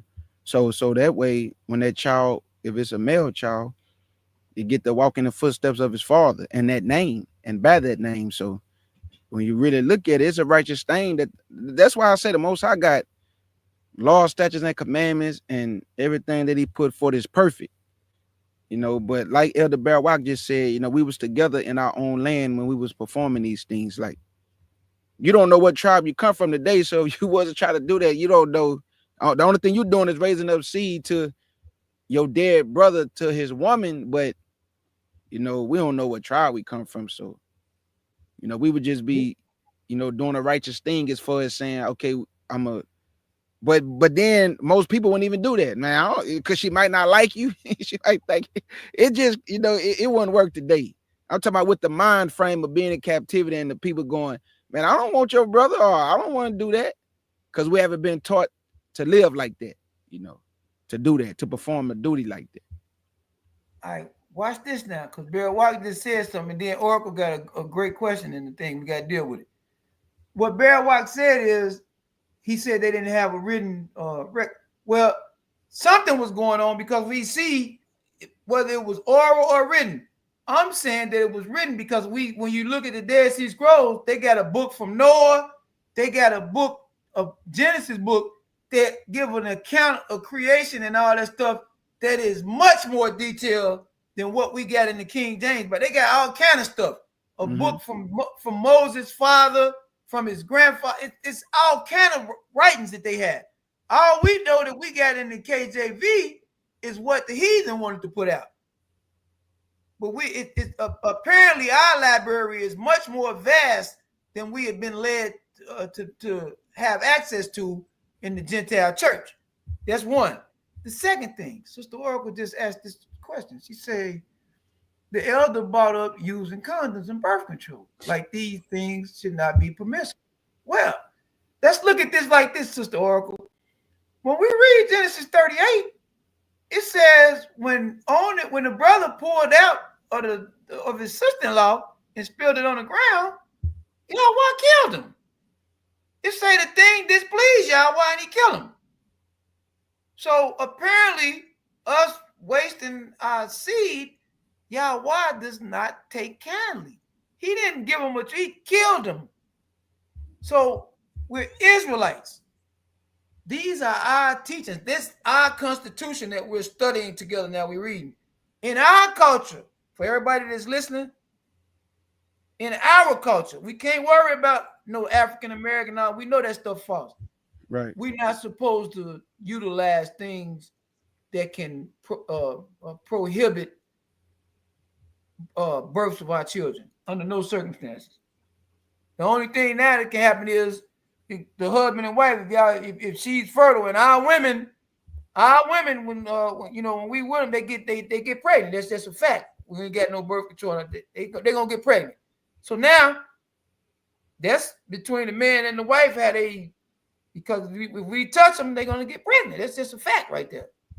We know that forms of birth control is prohibited. We know that in our culture.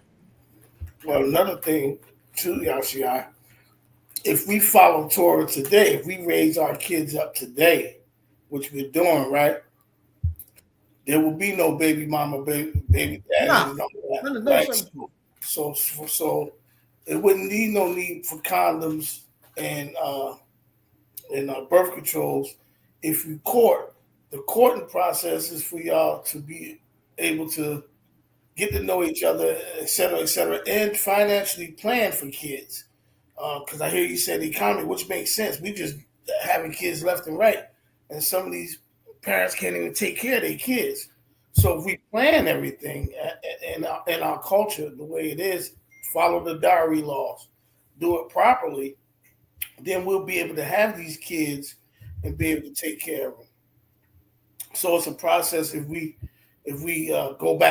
turn back to Torah, we don't have to worry about so quick having sex with our partner, our future wives, our future husbands.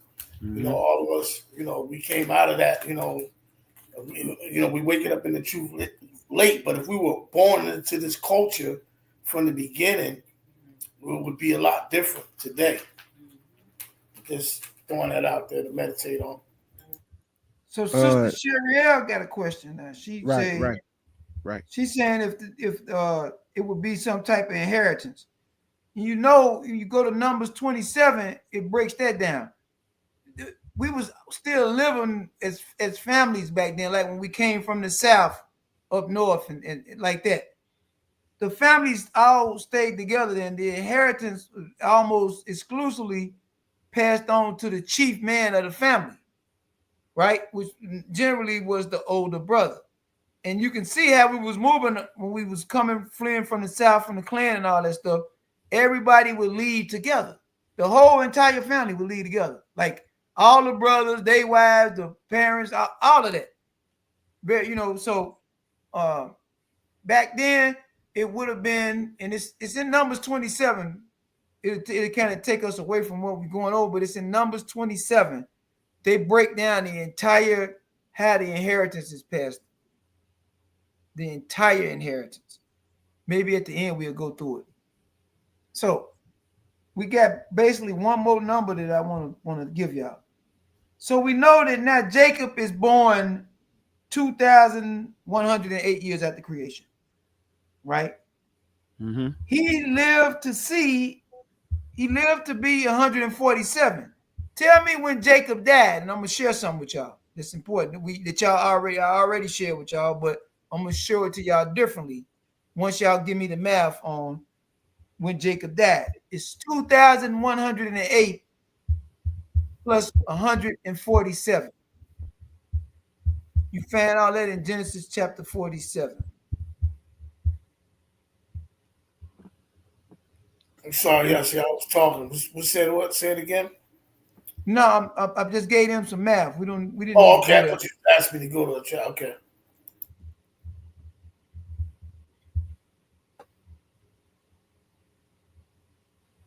Anybody? We get some math here. Anybody? 2155. He died. It should be 2255. Okay, hold on. Let me do that again. 2,108 plus 147.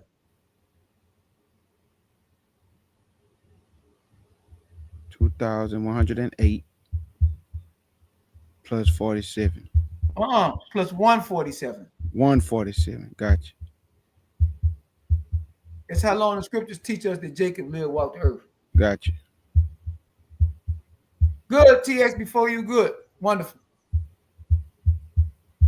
So now, we know that 4Q 453 fragment 1, because I showed y'all this formula before. 4Q 453 fragment 1. This is a manuscript found in cave 4 of the Dead Sea Scrolls.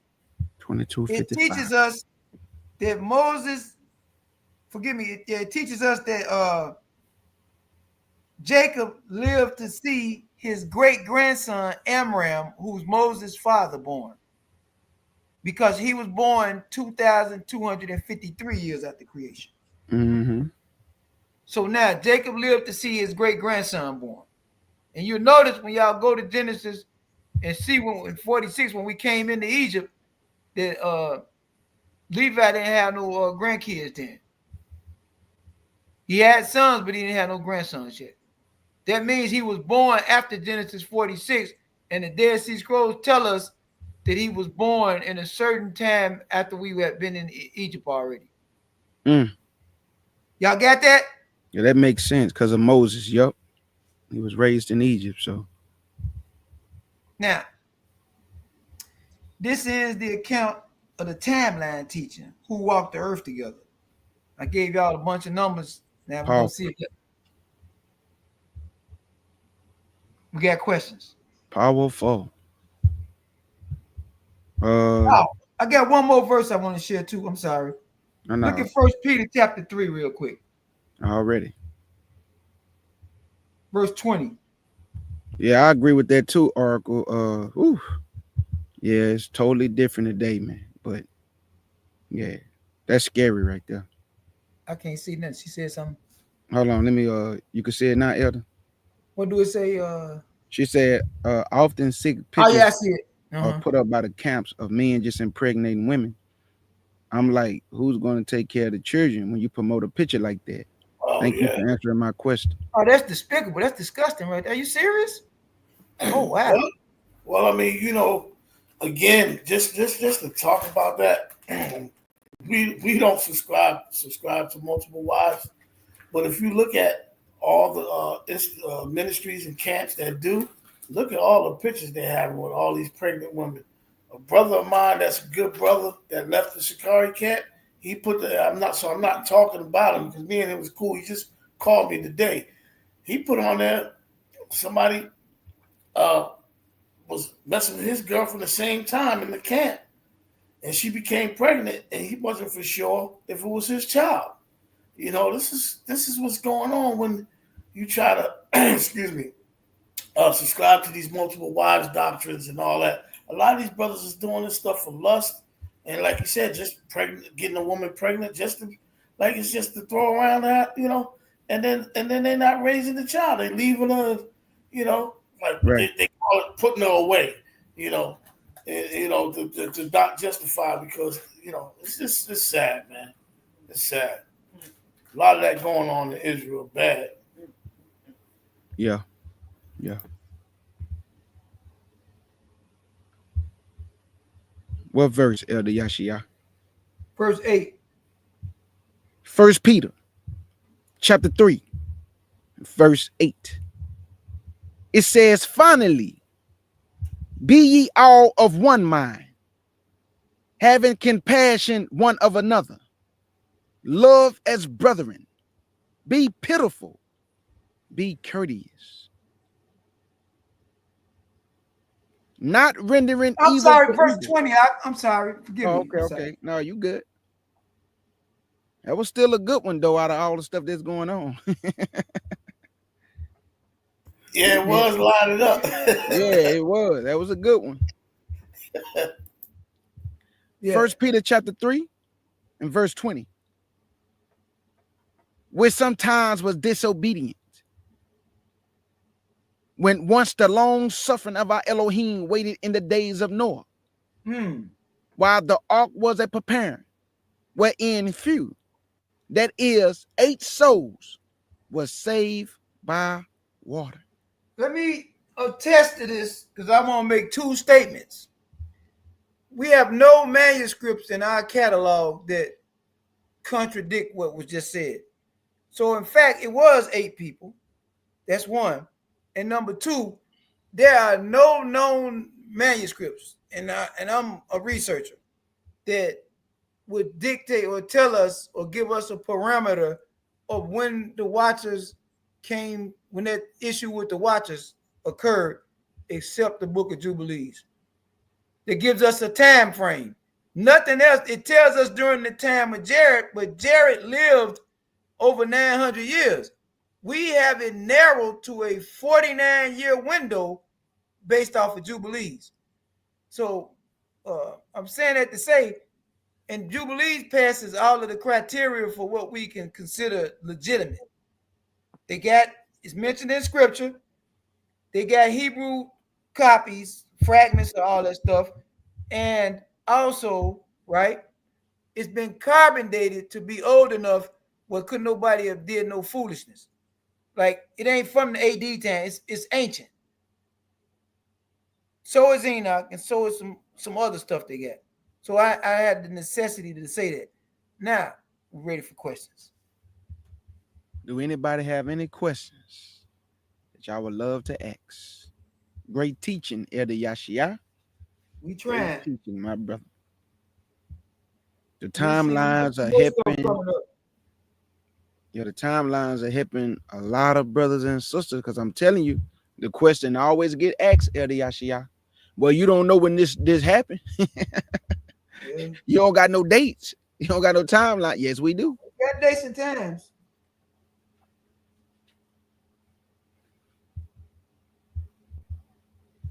There was an excellent verse. I was loving it.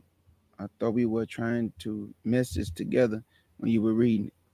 I mean, it was, but I want I mean, he can go back and read it. We can go back and read it. It's just I wanted y'all to see verse 20 because I wanted y'all to meditate on Noah and the 8 souls because of Absolutely. him and Shem impact on the flood. We can go back to verse 8 now. Finish reading it. It is definitely tied in. You can go. Thank you, Elder Barawak. 1 Peter chapter 3 and verse 8, and it reads, finally, be ye all of one mind, having compassion one of another. Love as brethren. Be pitiful. Be courteous. Not rendering evil for evil or railing for railing, but contrariwise, blessings, knowing that ye are thereunto called, that ye should inherit a blessing. There you go, family. There you go. And Elder Yashia said something on his panel, and it really hit me hard when he said, we don't fight against flesh and blood. Because I can admit my faults that I have had. When people say something to me, I want to say something back. But when he said, we're not fighting against flesh and blood, so the person that's coming at you wrong, that's the spirit on them that's coming at you. So we got to rebuke the spirit and not the individual. Absolutely. So I want him to know that helped me, because it just a light bulb went off. Because if you disrespect me, I feel like I got to say something back. In reality, you don't. Hallelujah. You really don't got to say nothing back, bro, because there's spirits that we fighting against. That's so what when people takes be disrespecting us, it's just spirits, man. So we got to rebuke the spirit that's on the individual, and now we're not fighting against the individual. So I thank you for that, Elder. Yep. Just doing my part. You're gonna be sharpening up them youngsters under you. That's what you do. Do we got any questions about any of the math or anything like that? If not, I want to go to Numbers 27 and help that sister out. Absolutely. So we can see how this inheritance go. That's right, Arca. Yep, they both doing it. That's why I always say, man, shout out to the elders, man. And I also pray for younger brothers. I pray the Most High can bring elders into y'all lives, because I watched Elder Barak of the house of David, the message that he gave, and he made an excellent point how you got the younger brothers.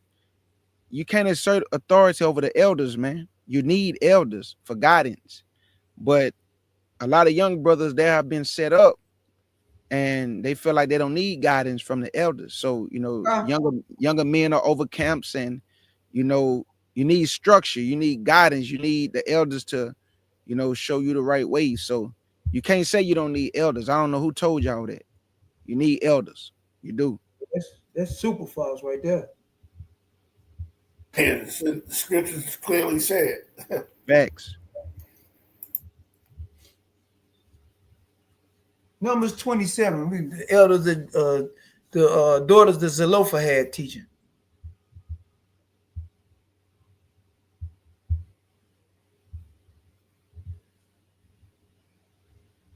Well, I love this scripture. This is powerful.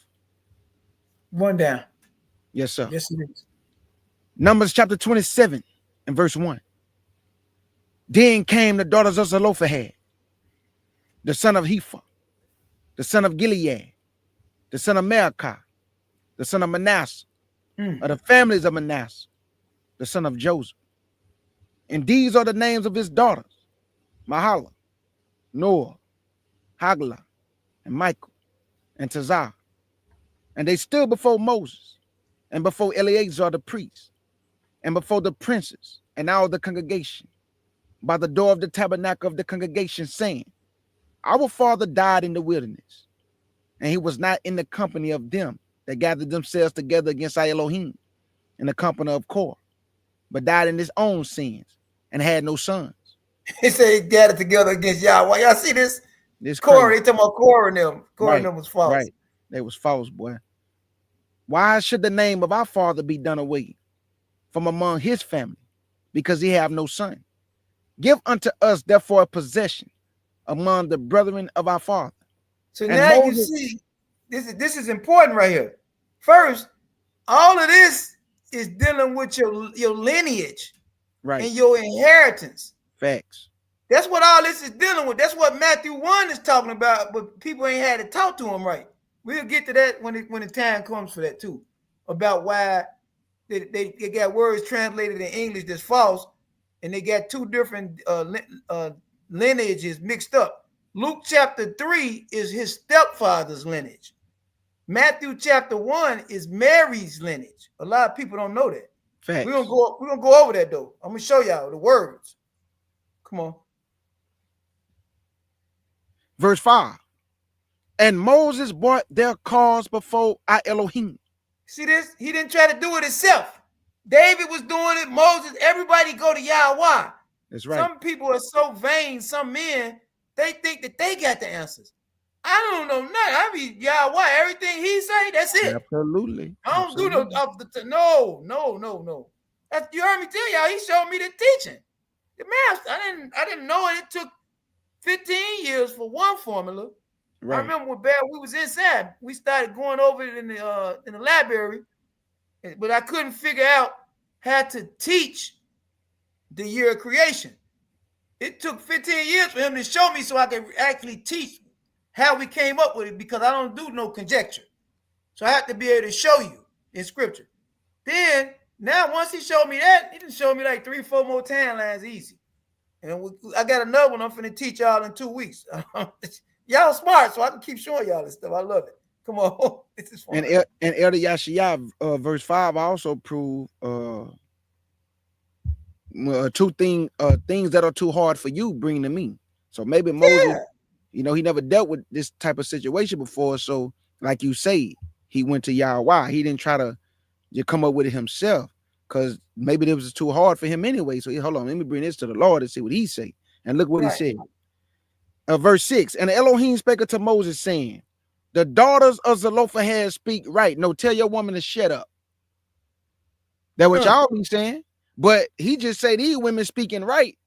But y'all say the Most High don't deal with women, or y'all just need to shut up. But hold on, they speaking right though. Remember what he told Abraham? He told him, listen to Sarah. Listen to your wife, man. Listen to your wife. Listen to your wife. They stop. Come on. Verse 7. So the daughters of Zelophehad speak right. Thou shalt surely give them a possession of an inheritance among their father's brethren, and thou shalt cause the inheritance of their father to pass unto them. And thou shalt speak unto the children of Israel, saying, if a man die and have no son, then he shall cause his inheritance to pass unto his daughter. And if he have no daughter, then he should give his inheritance to his brethren. And if he have no brethren, then he should give his inheritance unto his father's brethren. There you go. You now everybody's seeing this. The sister that I think it was Sister Sherry or Sister Vivian, one of them asked this. You seeing now, this is the format for the inheritance, how this goes. Mm-hmm. And it notice it goes through the way that the woman gets involved in this. If it ain't no brothers, if she don't have no brothers, then this is the format we take. But it's gonna be some more, because we got to go to Numbers chapter 35, I think. Yeah, absolutely. Go ahead, kid. You ain't through yet. You got it. You know what you're doing. Oh no, that was the last verse. All right. So now watch this. Go to Numbers chapter 36 now. I'm sorry, it's chapter 36. Yes, TXB for you, it stays in the family. That's why he say you cannot go without unto a stranger. He wasn't talking about somebody of another nation. He was talking about somebody outside of the family tree, because then it's gonna move to another tribe. Look at verse 6 down. What do y'all see this? This finna answer a whole lot of few questions right here. Talk to him. Numbers chapter 36 and verse 6. This is the thing which I Elohim do command concerning the daughters of Zelophehad, saying, let them marry to whom they think best.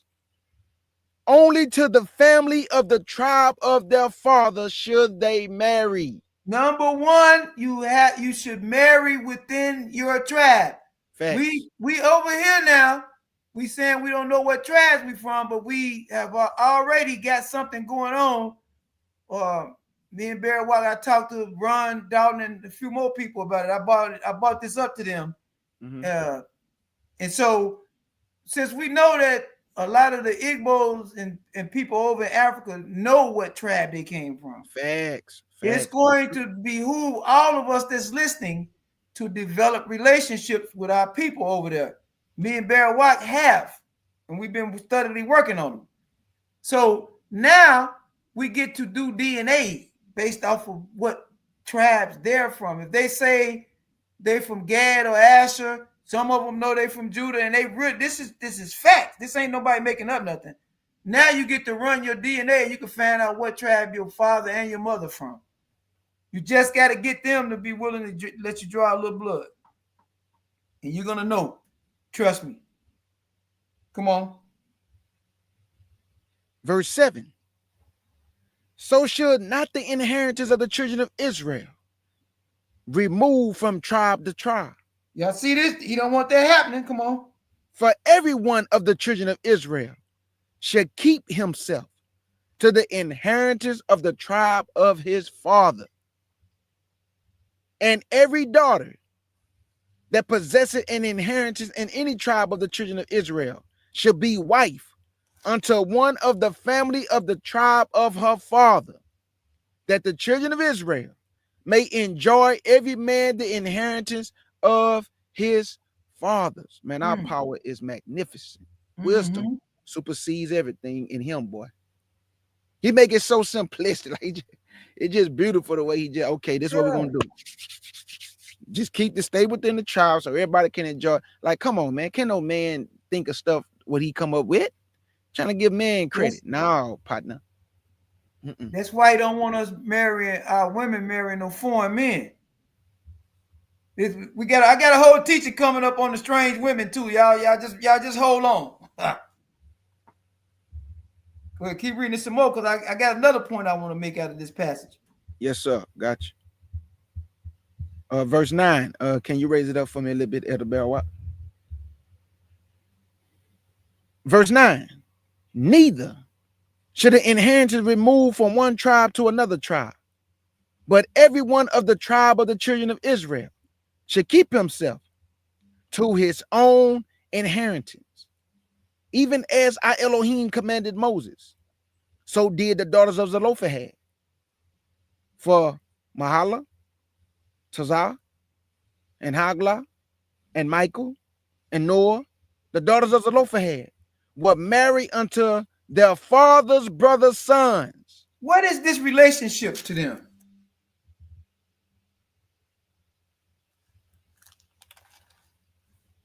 Their father's brother would be their what? Uncle, right? Uncles. His sons would be their what? First cousins, right? First cousins. So we now, and I always have brought this up. I said, when we look at Leviticus chapter 18, when it's telling you who is near kin, who you can marry, who you can't do this with, notice it don't never say nothing about cousins. Notice right here, and a lot of people ain't gonna like what I'm about to say, but remember, we are over here now, we've adapted to other people's cultures and teachings. This is our teaching. The Most High that we follow, he tells us, oh, y'all can marry y'all first cousins. I'm just saying. It's right here, unless y'all saying it's done away with it, y'all don't agree with it. So it's not me that y'all not agreeing with. Y'all know who y'all not agreeing with, because verse 6, Moses said, this is the thing which Yahweh have commanded. Everybody needs to meditate on this. It ain't really nothing to meditate on, though, if we all being honest with each other. Any more questions? Any more questions, family? Y'all said y'all Israelites, now y'all got to take what come with it. This is our Constitution. Because if we say, oh, I don't agree with that, I don't believe that, guess who you saying you don't agree with?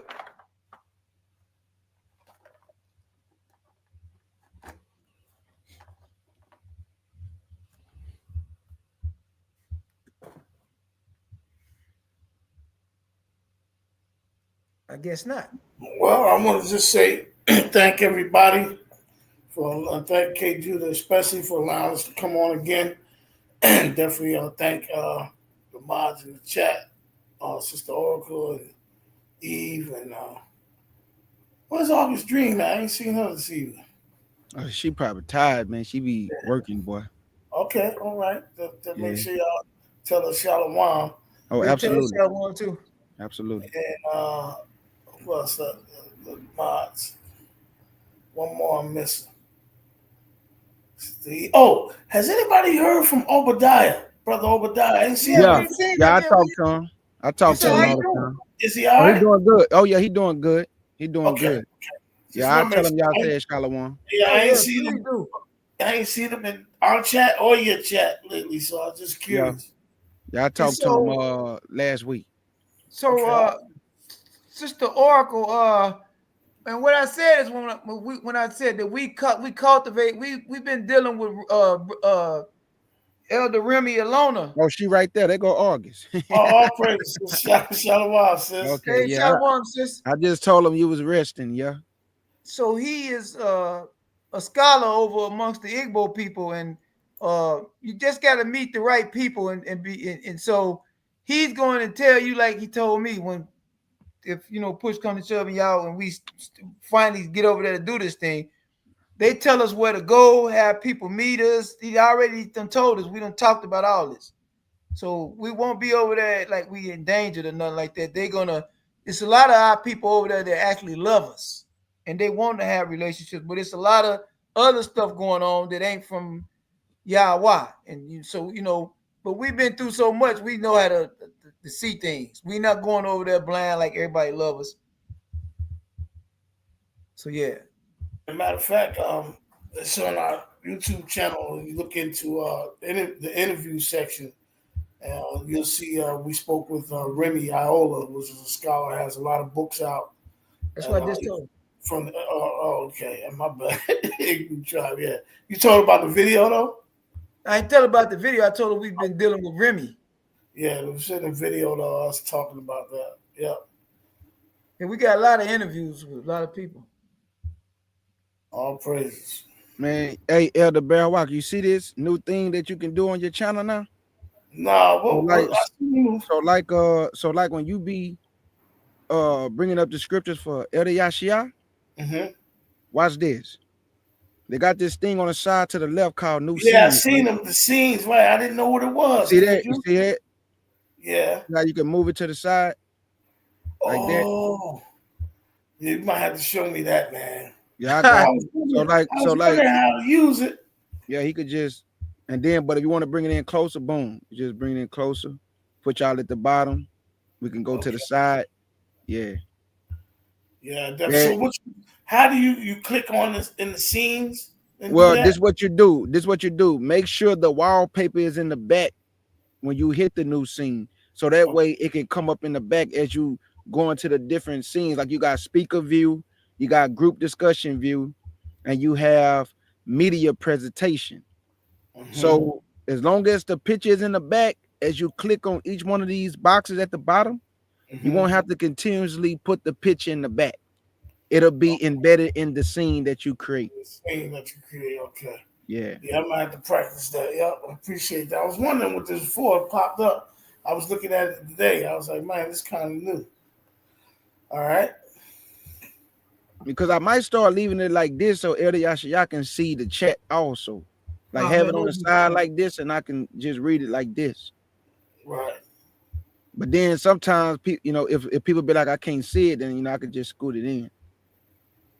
Okay, that's what's up. Yeah, man. But thank y'all for coming on, man. Love y'all with the pure heart elders. Thank y'all for the wisdom, knowledge, and understanding. Thank y'all for the timelines, all the teachings, for the edification of the nation and true believers. We just thank y'all, man, every week. Thank y'all for the knowledge and understanding, man. Oh yeah. All praise. Ahab, love y'all all. Ahab. Absolutely. Shalom. We going out like this, family. Let's get it.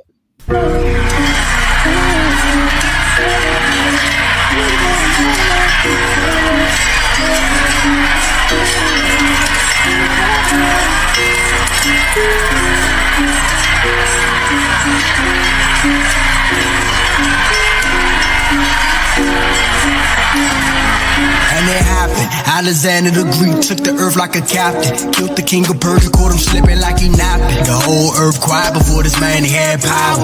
Winning all them wars, lift his heart up like a tower. Then he got sick, called his men, split the kingdom. Crimes upon their head, but they multiplied evil.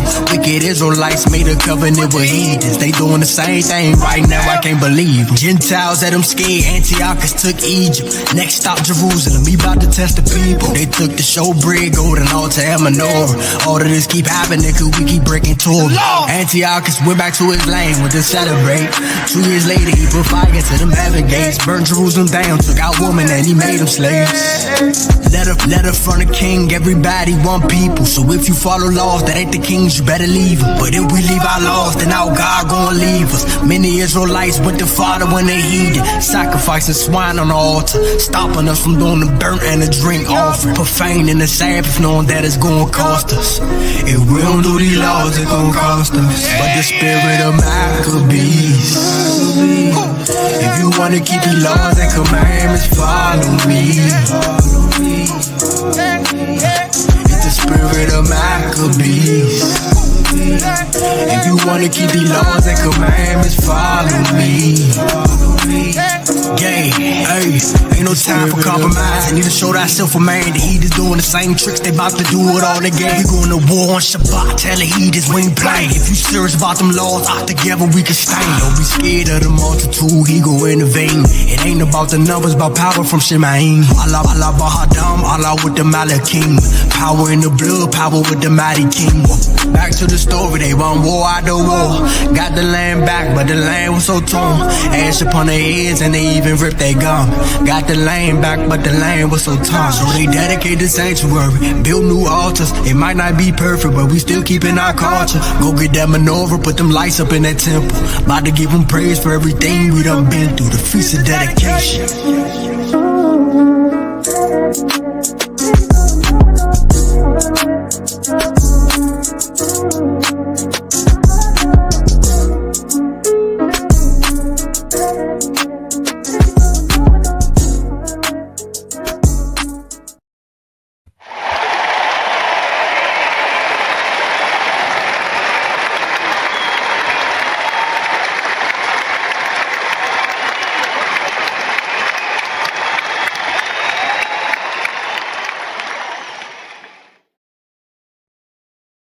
In the words of my beloved sister August Dreams, thank y'all for coming to the Lion's Den with the CUC family and the Nazarene Hebrew Institute of Technology. Thank the elders for the wisdom, knowledge, and understanding that the Most High have bestowed upon them. Let's get it.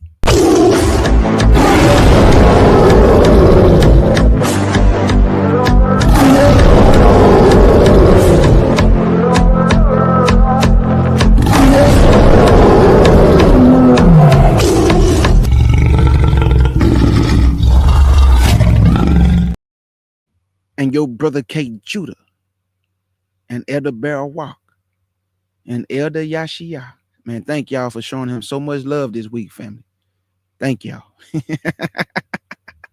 We want to say shalom, because he going to blame me and Elder Barrel Walk, so thank y'all for interacting with Elder Yashia, so he don't blame me and Elder Barrel Walk.